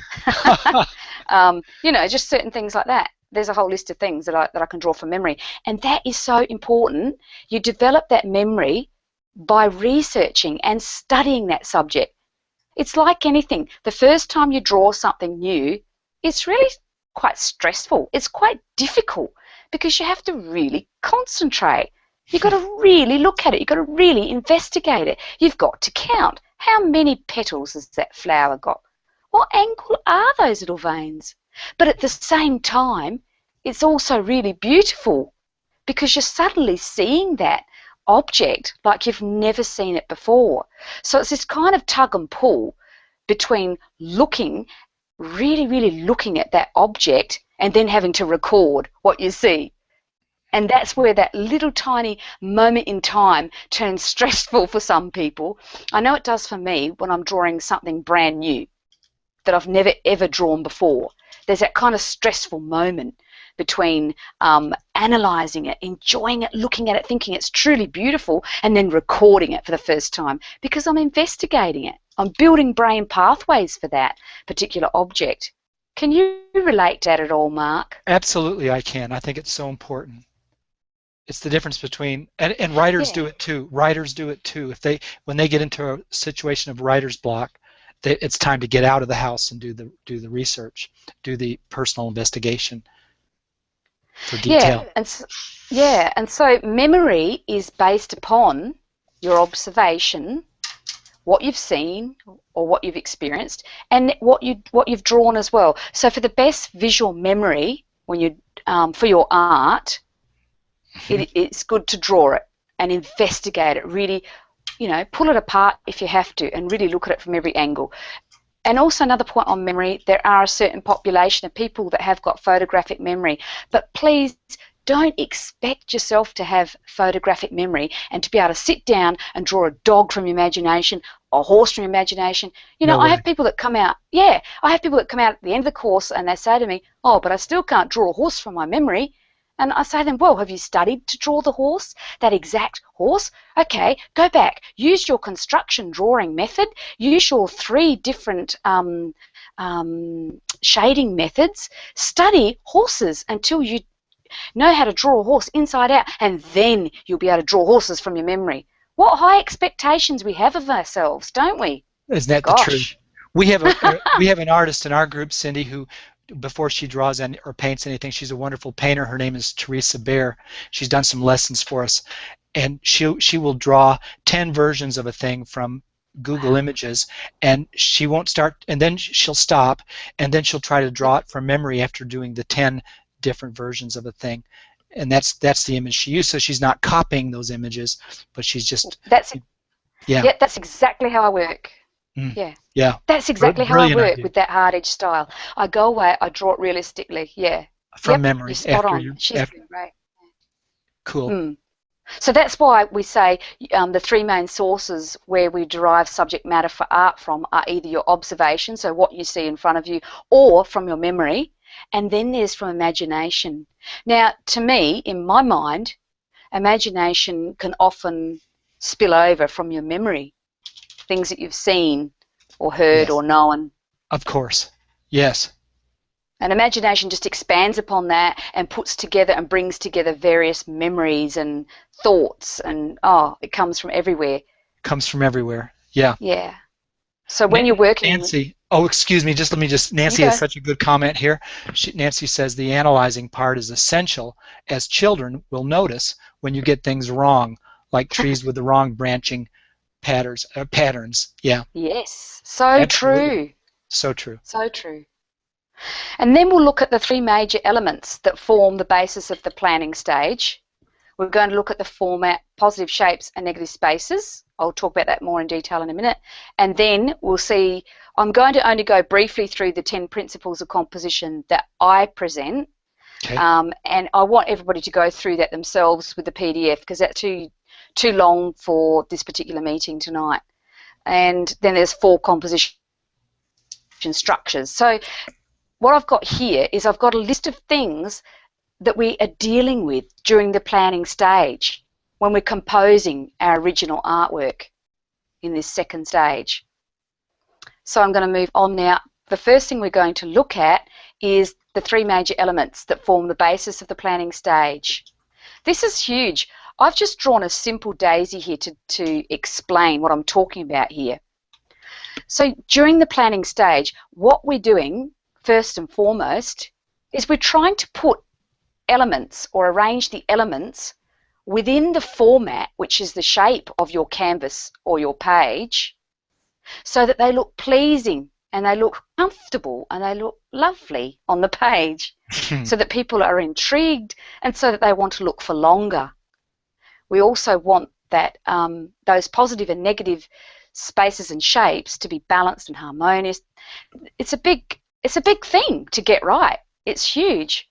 But the most important thing I wanted to say at this stage is to always remember that the negative space, which is a space around the subjects, is just as important as the subjects themselves.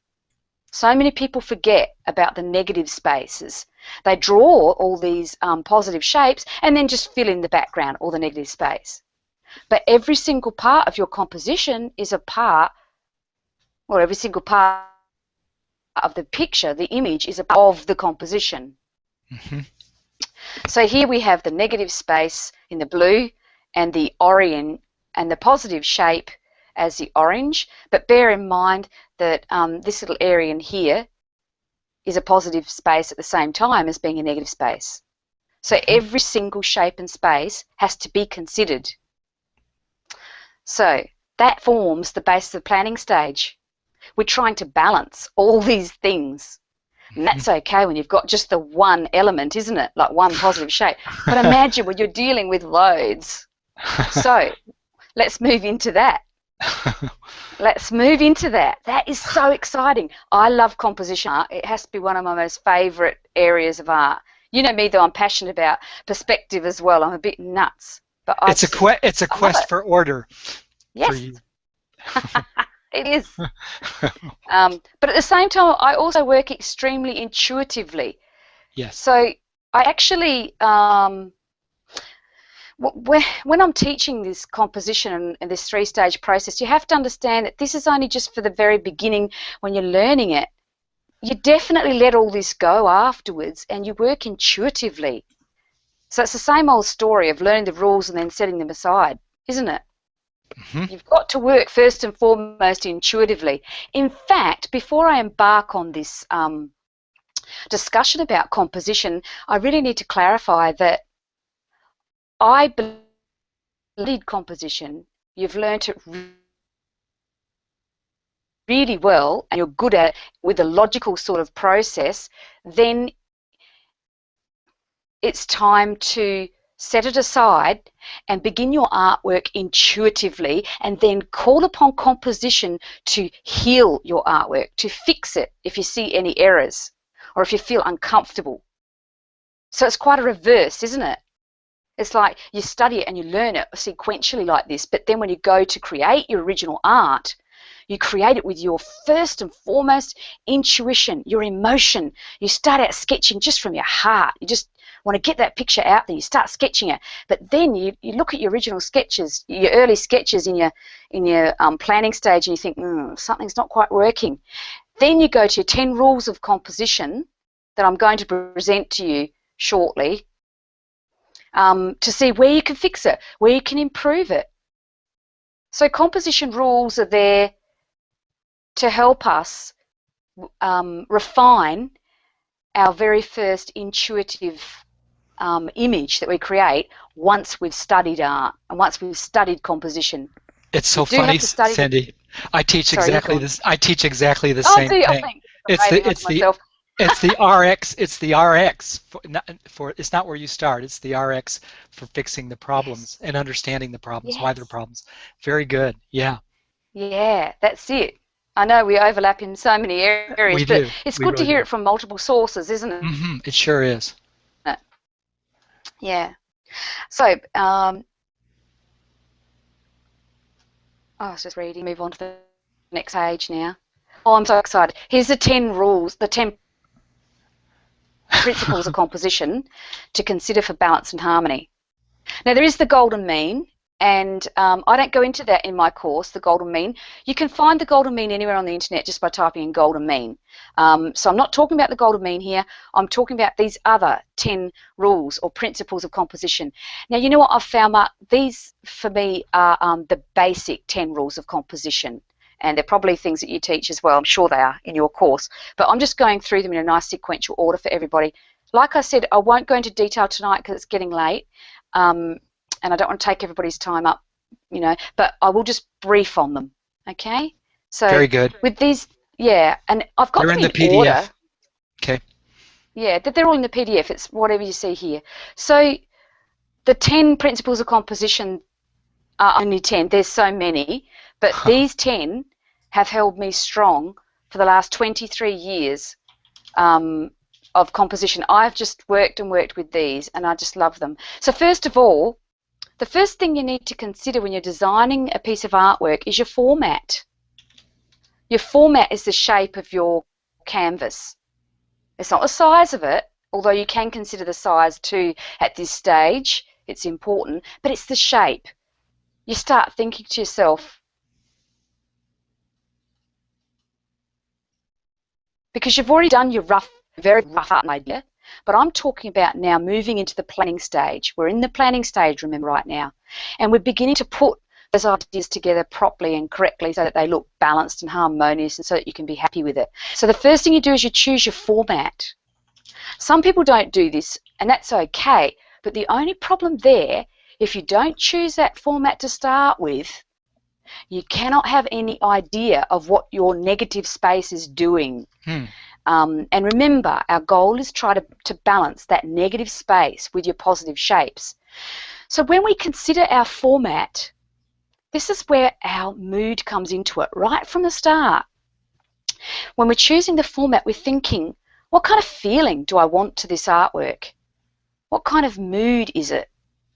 So the way that you hold your canvas, the way that you situate the canvas will determine what sort of format you have. So if your format is upright, like you see there where it says portrait format here, we call that portrait format. So in other words, it's higher than what it is wide. You're going to get a more powerful, stronger pillar type feel. If you choose the landscape format, laid on the side like this, you're going to get a more graceful, peaceful, elongated sort of feeling. You see the difference? Longer, taller, stronger, more powerful, reserved for portrait painting. No, it's not. It's not just for portrait painting. It's called portrait. Yeah, it's for long things like trees and that. But I'll go into detail with these two in a moment. Or actually, after 10 rules, I'll present these to you in a bit more detail. So that's the first thing you do. You choose your format. And you might want a square. Incidentally, it's pretty well known that the square is one of the hardest formats to balance. Did you know that, Mark? Yeah, it's not easy. Yeah, it's not, so the square is, it's one of the hardest. No. Yeah. And I'll give you a tip, everybody, quickly with the square, because I haven't written it in the notes. So long as you avoid cutting your canvas in half diagonally or horizontally with equal elements on each side, equal weight, then you'll be okay with your square. Always go, this is not a square, of course, but I'm saying if it was a square, just avoid making equal on on each half of it. Always go a little bit above or a little bit, below the half. That will save the square, huh? Save you using the square. Well, what I'm saying is if you're using a square, right? No, I'm saying when you're using the square, always make sure that the elements that you create in your composition are not equally balanced on both halves of the square. Okay. Yeah. Asymmetrical. If you bring the elements up above, that's it. If you bring them up above the halfway mark, then it will be pleasing to your viewer. And of course, it depends on what you've got available. Yes, that's really important here, available materials. If you're during this very early stage of planning your artwork, your final artwork, think about it. If you've got a big canvas sitting in your studio ready to be painted on, you don't want to prepare your thumbnail so it's very long like this. If you've got one like that, you've obviously got to plan your thumbnail. So yeah, please consider your format first of all. That's why you have to consider it first. Otherwise, you can plan it any shape you like and then go out and get a board cut or a canvas made to suit. Whoops, sorry. Page turn. Okay. Right. The next one is to plan the horizon line and your viewpoint. See? That's the viewpoint coming in again. The perspective. That clever question. So this is in order. I mean, you've got to think first of all of your format. Then you've got to think of your horizon line and your viewpoint. That has to be considered very early on. Where are you going to put your horizon line, which becomes your viewpoint? So you think about your horizon line and your picture based on the kind of mood or, the view that you're going to do in the artwork. So if you want to have a normal standing human eye view, your horizon line is just a bit above halfway. In general, there's always exceptions to these rules. Bird's eye view is when your horizon line is drawn very high on the canvas and then ant's eye view is very low down. But what I'm saying here basically is that for the second principle of composition that we consider is the horizon line. Why is that important? That's so important because if you're drawing anything in perspective in your image, you're going to need to use that horizon line to draw your convergence lines, and all the other elements in your picture are going to relate and associate to that horizon line. So it is important to consider that very early on. Remember, these are not absolutes. I'm just telling you this great process that I use and that I consider and that makes sense when you're creating an artwork. The next thing you need to do is to think about your focal point area. Now, so the focal point of your artwork, this is a big one. In every artwork, we do our best to create a main centre of focus in the artwork, and then every other part of the artwork just complements that main centre of focus. And it's so important to know that it's not smack bang in the middle. Not usually, anyway. Not usually. There are exceptions to the rule. So usually we create the focal point in one of these 4 areas, which are found by dividing your canvas into thirds. So some people call it the rule of thirds. But this is how you divide your page. You divide it into 3 equal parts there, 3 equal parts horizontally and vertically, and then you find the areas where those lines cross, and that becomes your focal point area. This is so important. A really exciting thing, though, that can take you a step further with composing is if you try this little trick. Now, this is for all you advanced artists out there. You don't have to put your most important element right smack bang in the middle of that focal point area, any one of those. You can actually put it a little bit off, away from one of those areas, but then use another very strong element to tug it back over this way. What could that be? Anything that's force or tugging force that's heading the viewer's eyes rapidly down that way. So if you move your element over a bit further away from the focal point, you can visually drag that element back into the focal point by pulling from somewhere else. Like a tree branch or something like that. So there you go. Don't stick to these definite focal point areas as you become more adept and more experienced with drawing, with painting or drawing. So these areas are very important to consider putting your most important element in. Now, often we have a major focal point area and then a minor one.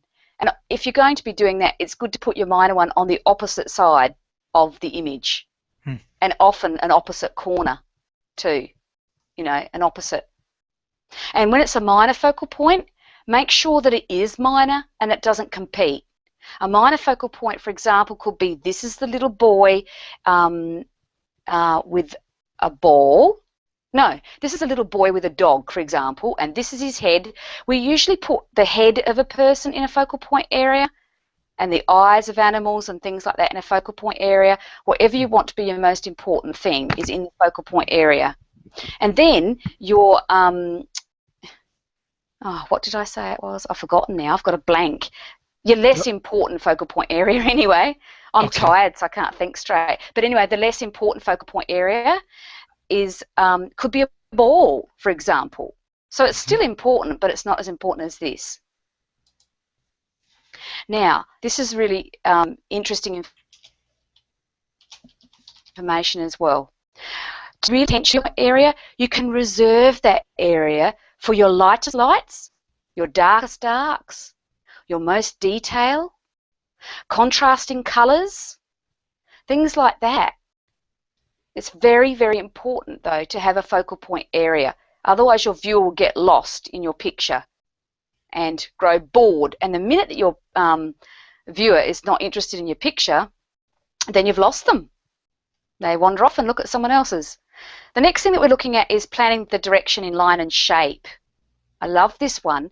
This is so important. You know, when we're designing an artwork, we get so bogged down with drawing all the pretty details and adding all these lovely things in our artwork that we forget that the bare basic bones of a composition is that you have to learn to see that every one of those elements in your picture has energy and force, and it can be narrowed right down and simplified into bare basic shape. For example, this is just a circle. This is just a triangle upside down. Look at this movement here, this force. There's angles and forces everywhere in this picture. This straight line, that is just a vertical straight line. Do you know the detail in a composition, the subject itself, is secondary to power within that object. This is just an angle or an arrow pointing into the image and up. Look at all this direction in here. I'll show you on the next slide. So what I'm saying to you is that when you're composing, please try to see it as triangles and lines and shapes and curves. And each one of those shapes has a certain amount of energy. For example, a circle is a resting place. You can rest when you see a circle. When things wave, they lead your eye along. Horizontals are peaceful. And long horizontals in your artwork can unite a whole heap of loose forms. So we use these long horizontals in the background. Long flowing curves unite. Look at that lovely rest spot there. And back down to the aughts. So you can guide your viewer around the image. There it is. I've put all the direction lines on there. Look at how our attention comes back to the focal point every time. Back to the pelican. Now the exciting thing that I've created for you here in this particular image is I've used that rule where the pelican's face is almost in the center but not quite, but then I've used all this force to pull it. I've been pulling the viewer with all this force around the image. So what I've done with this little pelican, I'm not sure if you feel it, but the idea is that this pelican's being pulled across further over towards this focal point area because of all this force.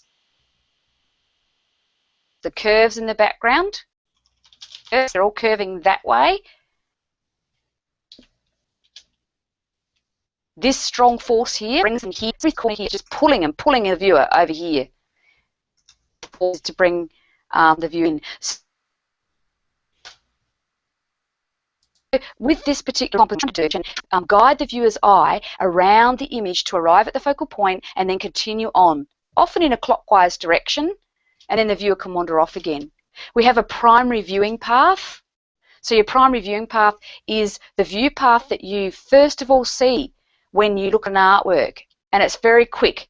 It's very instantaneous. You barely even remember it. But for example, the primary viewing path that you might see when you first look at this artwork, and it's only like a split second, you go ching, ching, ching, ching. That's it. Up, up, up, up. Very quick. Rest at the focal point, back down. It's again, almost like unconscious. Now, our goal is to try to bring a viewer in from the bottom half of... It is, Mark, yeah. And our goal is to try to bring our viewer in from the bottom half of the canvas, either the bottom half or the top half, but it's most popular from the bottom. And we have a visual path that leads your viewer into the composition. So our goal is to lead the viewer into the composition from the bottom, up through the composition very quickly and get to the focal point as soon as possible, but then move on again. And then your viewer can go on another lovely little journey. Oh, look at the pea, and off to the plate with the little fishbone. Oh, and then I'm led up here by this handle and up a little rest spot with the fluffy bubbles, and up again. Oh, look at that little petal, and then it leads me to the point of that leaf, and I'm led down again, and then I can go again, back up. These all pushing out, and the kite up into the sky, and then the tail line here just takes you across and then down. But you get the you're getting the idea, I hope. Yeah. These visual, these lines, and so we have to consider this line and direction in our artwork when we're composing. Move on. I always want to try to say everything, but you just can't. There's so much to say, so much to know. The next thing to think about in composition, sorry. Is there any questions, by the way, Mark? I'm just talking. It's a big subject. Here. Yeah. Any questions? Well, you're doing a lovely job, an excellent job, and no questions yet. You're just let's see. I've just now posted the PDF lesson link, Cindy. So those who have to run to get supper or something, they'll see that the link is there. And there's no questions. There are just comments. But guys, don't hesitate to post questions. We'll take them. So you may proceed. Okay, so the next thing to think about is considering repetition and rhythm for unity. This is really important too. Everything's important. All these 10 rules are important. And I know you can't think of them all at once. I know that. But you know what? Eventually you do. Eventually you just consider these things naturally. They just all fall into place. So rhythm and repetition. I love this one. We're using repetition and rhythm in an artwork, for example, when we draw a series of, say, fence posts. So we've got a couple of fence posts at the front, and then we take fence posts further back into the image. We might be using repetition when we have birds placed around the composition. They're being repeated constantly around the composition. And rhythm is created through the number of elements that you place in the composition. For example, if I'm doing a flock of birds, we try to work with odd numbers. So I might say place a flock of 3 birds and then 1, and then 2 birds and then 2 and 1 after that to make it 5. You know, odd numbers. And so rhythm is when you repeat elements around your composition, and think of music, you know. Yes. Think of placing some crotchets and some minims and some yes, yes, and some semibreves, punctuations around the artwork. Yeah, percussion. Yes, little punctuations. Now you can use colour as well. Yeah, that's right. And you can use colour too to lead the viewer's eye around the composition. I constantly use colour to take the viewer's eye around. Now this particular artwork, I used the circle as rhythm to unite the whole composition. So you can see the circle in the lampposts, in the moon, in the stars, and then back in the bubbles. And I used that to unite this whole composition. This piece sold to a collector in Ireland, and I was really excited because we had a really successful exhibition at the Sheraton Noosa this particular year, and the man who bought it was so excited about it. He was a designer himself, and I was really thrilled that a designer bought this particular composition. Circular rhythm in the little eyes too as well. You can see rhythm in these wavy motions too, and there's a combination between hard edges, so vertical and horizontal lines, with soft flowing lines. And remember, we use soft flowing lines to unite. That's why I do all these curves and that. They're to unite. To unite, huh? Depth. Okay. Yeah, soft flowing lines unite. There's a big summary at the end anyway that people can look at. Depth. Achieving depth in our artwork is really important, especially when you're composing realism images. But to achieve depth, you can use you can send your viewer back into the picture plane by using all kinds of devices. You can either use tones, you can use colour, you can use sharper focus, high contrast, and I'll get you to just read that PDF on depth when you get time, because we really are getting late on time now. I'm going to keep moving through now. Another thing you can use to indicate depth is to use overlap. I love overlap. So that means placing one element in front of the other to indicate space and depth in your work. Use a variety of mass sizes as well. That's another huge, big topic. But when you're using a variety of mass sizes, what you're doing is you're looking at the form and you're making sure that you have some masses that are small, some that are medium, some that are teeny-weeny, and some that are light. And make sure that you balance the elements on the page so that you don't have half and half like this. You know, you don't split your image directly in half by the side elements and the actual elements. So what we're aiming for when we're using mass sizes is try to get a lot of variety in mass sizes. Instead, a more pleasing composition would have been to have, say, a longer curtain on one side and a smaller on the other. A lot more interesting, isn't it, than that one? Yes. So it's all about using variety in mass sizes and, yeah, not making symmetry. So we're trying not to achieve symmetry on both halves of the composition. Symmetry as well with your tone. Tone's so important. Try to aim for 1/3 dark and 2/3 light, or vice versa. That's really important as well. And remember that one small dark shape within a large light shape can attract our attention more than the other. So you're saying, and Cindy, just demonstrating some balance.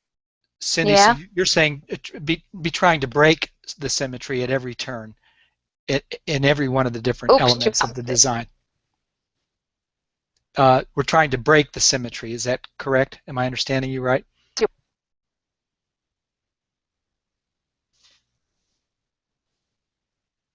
Sorry, Mark, up there. I Yeah. didn't hear you properly. You're just saying to be trying to break the symmetry at Can you every repeat turn. yourself? Yes. Yes.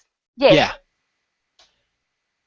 Sure. Yes, Mark. Yeah, we're really looking for asymmetry, and that's why we're looking for odd numbers as well instead of even. So asymmetry keeps it exciting and stimulating for your viewer. So next, let's have a look what we have next. Texture. Consider texture as well. That's so important. We want a variety of texture, but of course you don't want too much texture as well. And finally, number 10, consider mood and colour. That's a big one too. Whenever you're composing your artwork, think about what sort of mood you want to portray with the colours that you choose. Dark colours make a dark mood, could be sensual. Light colours are light and fluffy and airy. They're all things to think about when you're composing your original artwork. So there's a little summary there for you to read of those 10. Oh, excellent. Yeah, and then there's some other tips for you to also look at there. So we're finishing up now. The final thing I just wanted to brief on was to make it lovely and easy for you to put all this information together. We can work with composition structures. And I've just presented 4 here. And again, we're still in the planning stage. Don't worry, the next stage doesn't even really need to be talked about because the final stage is the application. And that's a massive subject that we're not talking about tonight because that's when you're actually painting the artwork onto the canvas. So during the planning stage, you can pull all of those rules together quite simply by thinking first of all about which composition structure you want to use. And I love this, Mark, because all those 10 composition structures can be so overwhelming. But if you just say, hang on a minute, let me just choose one composition structure, then you could pull all those rules together so much more easily. Remember in the beginning when I told you to think about what sort of format you'd like? And I said you could think of a horizontal. So we thought about the landscape format, which is essentially a horizontal composition structure. I should say it's perfect for a horizontal structure. So horizontal composition structure is when the predominant element or elements in your image are horizontal. So that might be if you're painting a scene like that, like a landscape scene or a river or something that goes horizontal. So if you had a lovely peaceful scene in mind, you could head over towards the horizontal composition structure.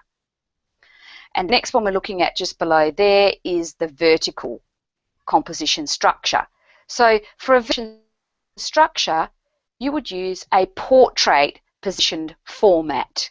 And a vertical composition structure, you would be using dominating vertical lines. So it might be for long, tall trees, for example. So if you had tall trees or a building, a long, tall, high building in mind, you would choose the vertical composition structure. Isn't that easy to just simplify it like that? Of course. Yes. Don't you think? Oh, sure. Absolutely. You don't agree with me anyway. Thank you. So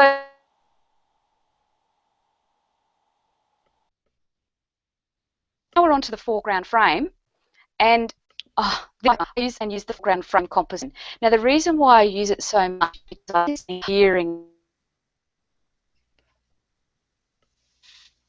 through, and with the foreground frame, it's very important that you have all 4 sides of the format touching elements that are in the foreground. It does not mean you draw all the way around like a frame. So the foreground frame composition requires that you have the elements in the foreground, whether they're up here, they have to be up there as well. They have to touch all 4 sides. Again, try to use a variety of mass sizes. Look at the mass size here. It's smaller. And then these are different mass sizes. And then this is one bigger mass size. So that's a foreground frame. And all 4 elements touch. Sorry, when the elements in the foreground touch all four sides. Okay. At least a little bit. Now, why is Yeah. that, Cindy? Why do you want them all touching? Why is that? Because otherwise it won't be called a foreground frame composition. Okay. Another way you can do it, it gives balance and harmony, and it places an emphasis on the focal point area there as well. The other way you can do it is you can actually run elements from the bottom right through to the top. You know, like trees, for example, also called a foreground frame composition. Okay. Providing that there was something touching the sides as well that was in the foreground. Yeah. Okay. Yeah, so that composition gives us that lovely feeling of balance and harmony. There's so many composition structures. There's the, you know, things like S shape, C, O shape. Oh, there's loads. But these four are a fantastic head start for anyone, you know, especially if you're beginning and you don't want to be overwhelmed. I only teach the four because I just feel like there's just so much. There's the S-shape composition, the tunnel. Yeah, but you can research that further once you're feeling more confident. Letters now, of finally, the alphabet. there's the L-shape. Sorry. Letters of the alphabet. Yeah, in a way, yeah. And this is a composition. Once again, you can see here there's a predominant force of the L, and the elements be in the foreground. These are in the foreground, united by the table behind them. Another really popular one that I use a lot. So for the L shape, you keep your elements in the foreground in an L shape. It can even be upside down, an upside down L, you know, like a tree, the tree branches and the trunk or something like that. But please try to avoid making an absolute strict, hard L shape. It's not about that, is it? It's just this beautiful random sort of L shape with the force and the masses. So we're talking about masses. Has anybody got any questions? No questions on the screen yet, Cindy. So keep. Has everybody gone home? Well, no. We've got quite a number still watching. No questions though. They're following. They're all going to read the PDF. Oh, okay. Oh, good. So this is the end now anyway. I just thought that I would mention to everybody that if you want to, you can hop on over at some stage and have a look at the massive array of artworks that I have at Porterfield's Fine Art. I'm a licensing artist, so Lance at Porterfield's Fine Art has sold worldwide rights to my images to put onto products. That's I don't fantastic. have any contracts with him yet. We're still working on getting contracts for me. I've only been with him for 12 months, but what you'll see is a huge array of products, and this is the kind of style that you'll see there, this hard edge style that I work with. It's sort of a combination of realism and hard edge. And I thought I'd take a moment just to explain to you that this is an L-shaped composition pushed to down there. Because can you see how it's in the foreground, but it sort of leads your eye back through? You know, that kind of feel, like swooping through the composition. Would you trace the L for us in there? These are just some little artworks I decided to trace the L in the you're talking about the. Okay, the L shapes, yeah, coming in here and up, so you can feel this whole big L-shaped mass. Okay. Can you see that? Okay. Yeah, it's the broad strokes. Yeah. You're not talking about a literal L shape, but the general thrust.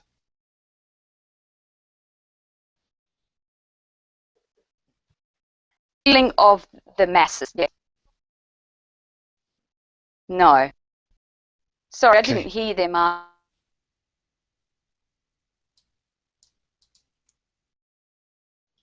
It's okay. Keep going, Cindy. You're doing great. I don't know if you said something else. No, it's okay. Can you?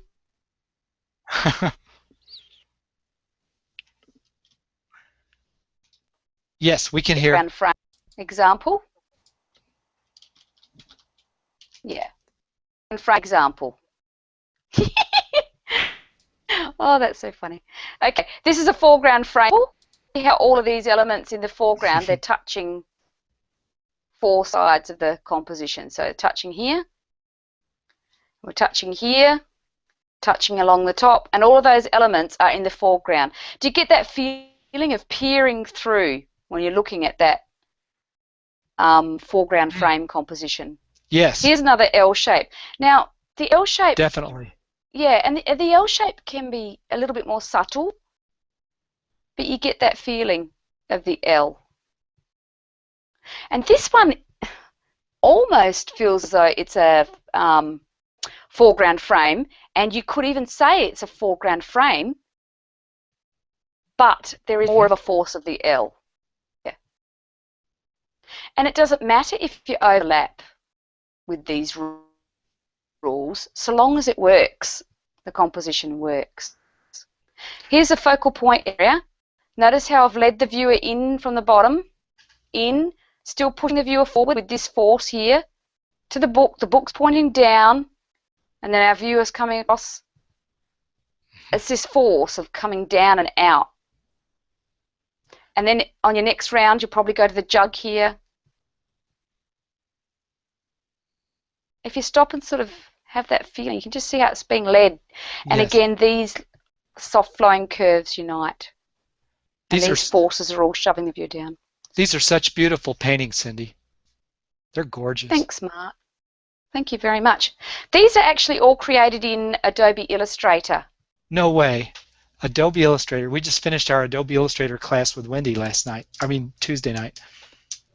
I do all of my art licensing images in Adobe Illustrator. So everything you see on Porterfield's Fine Arts is all created in Adobe Illustrator as vector art. I am so going to show this to Wendy. We just finished she taught a big Adobe Illustrator class that you guys should check into. It's now available as a video course. Wow. Yeah, I'm going to show these to her. These are beautiful. Thank you. And the reason why I work in vector art with Adobe Illustrator is because my agent can enlarge these as big as he likes. They can go to quilts and bed covers and anything. Billboards. They could be billboards. They can. They can be as big as sides of houses. Yeah. Yes, that's correct. Yes, because it's vector art.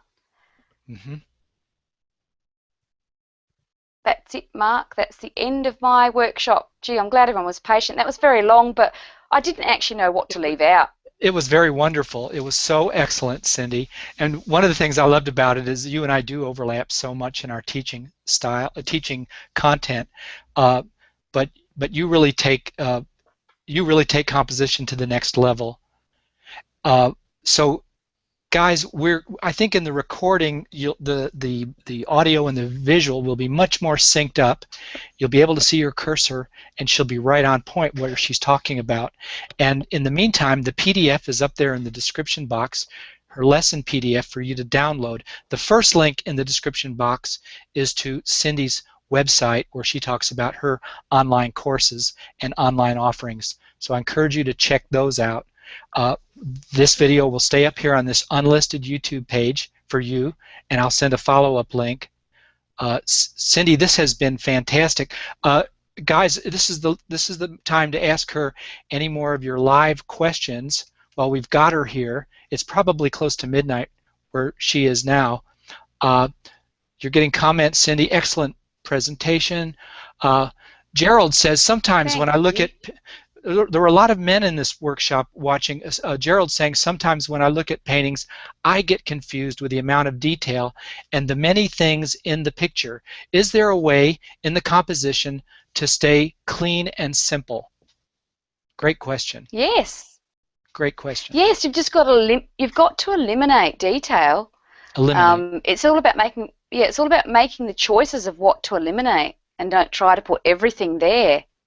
And look at mass sizes too. When you're doing your planning, make sure you look at the mass sizes and do very rough thumbnail sketches of just the masses. So for example, if you're drawing a table with cups and things like that on it, then just draw it as a big shape, a big block, and then so simplify it from that point of view. Try to look at it as big shapes. Oh, you're saying deliberately eliminate things. It's kind of an act of will. So you have to sort of force that. Anne is saying the PDF that she sees is about how to draw people. That's a PDF from another workshop, Anne. So I thought I posted the right link. I am taking it right from the upload that I have. I think it's this one in the description box should be the correct one, but I will follow up in an email to all of you with making sure it's the correct link. I'm going to try to post it one more time here as well. Let me just try one more time. And Laura says, Cindy, this was so full of wonderful information. Thank you. Virginia says, excellent presentation. Tana says, I think the foreground frame gives, oh, I can't see. I think the foreground frame gives a feeling of intimacy. That's a good point. That's a good point. I agree. Yeah. Let's see. There's two links that you'll see right off the bat in the description box. The first link in the description box is to Cindy's website. That's my vendor's link for Cindy's website. And then the second link is, I'm going to test it, make sure I'm telling you straight. And when I click on the second link in the description, I get composition from imagination to paper in 3 simple steps with all those wonderful images and Cindy's wonderful text and the lesson component of the lesson. So yeah, so that's the correct link, guys. Cindy, I know it's late. You've given us 1,000%, so we need to let you get a glass of water and take a rest. Can I just say something? Can I just say something too, Mark? Yeah. These notes that I prepared tonight are a portion of my Unit 6 course, which is Compose Original Art. This is only just a tiny portion of the first 2 weeks of that course. Wow. So I also just ask that people respect the copyright on that and that they don't pass it around, because I obviously sell that course. The whole course actually sells for $100. So this is just proprietary a tiny portion. stuff. She was kind enough to share this with us. It's proprietary information, not to be shared, really. But use it to help yourselves. And then when you're ready for more learning, go straight to her website. And that link will always be up here on this YouTube page. And we're going to send up a follow-up email. And I hope we can get Cindy back here for more lessons in the future, because she's such a wonderful and exciting teacher, as well as a wonderful fine artist. And with her work being licensed, and now that I know she's doing it in Adobe Illustrator, I mean, this just falls right into our camp. So Cindy, thank you so very much. Guys, key in your thank yous here. So many of you have stayed through the entire 2 hours plus to watch this, so thanks. It has been so valuable, and it's going to probably require more than one viewing to get everything out of it, because she has packed so much into it. So I am going to, Cindy, I'm going to stop the broadcast and say goodnight to everybody, and say goodnight to you. And Cindy, I'll talk to you a little later tomorrow. Maybe we'll sort of do a post-mortem and make sure everybody has the right links and make sure we're all squared away. Thanks, everybody, and good night. Okay, good night, everybody. Thank you very much. Brilliant job, Cindy. Thanks.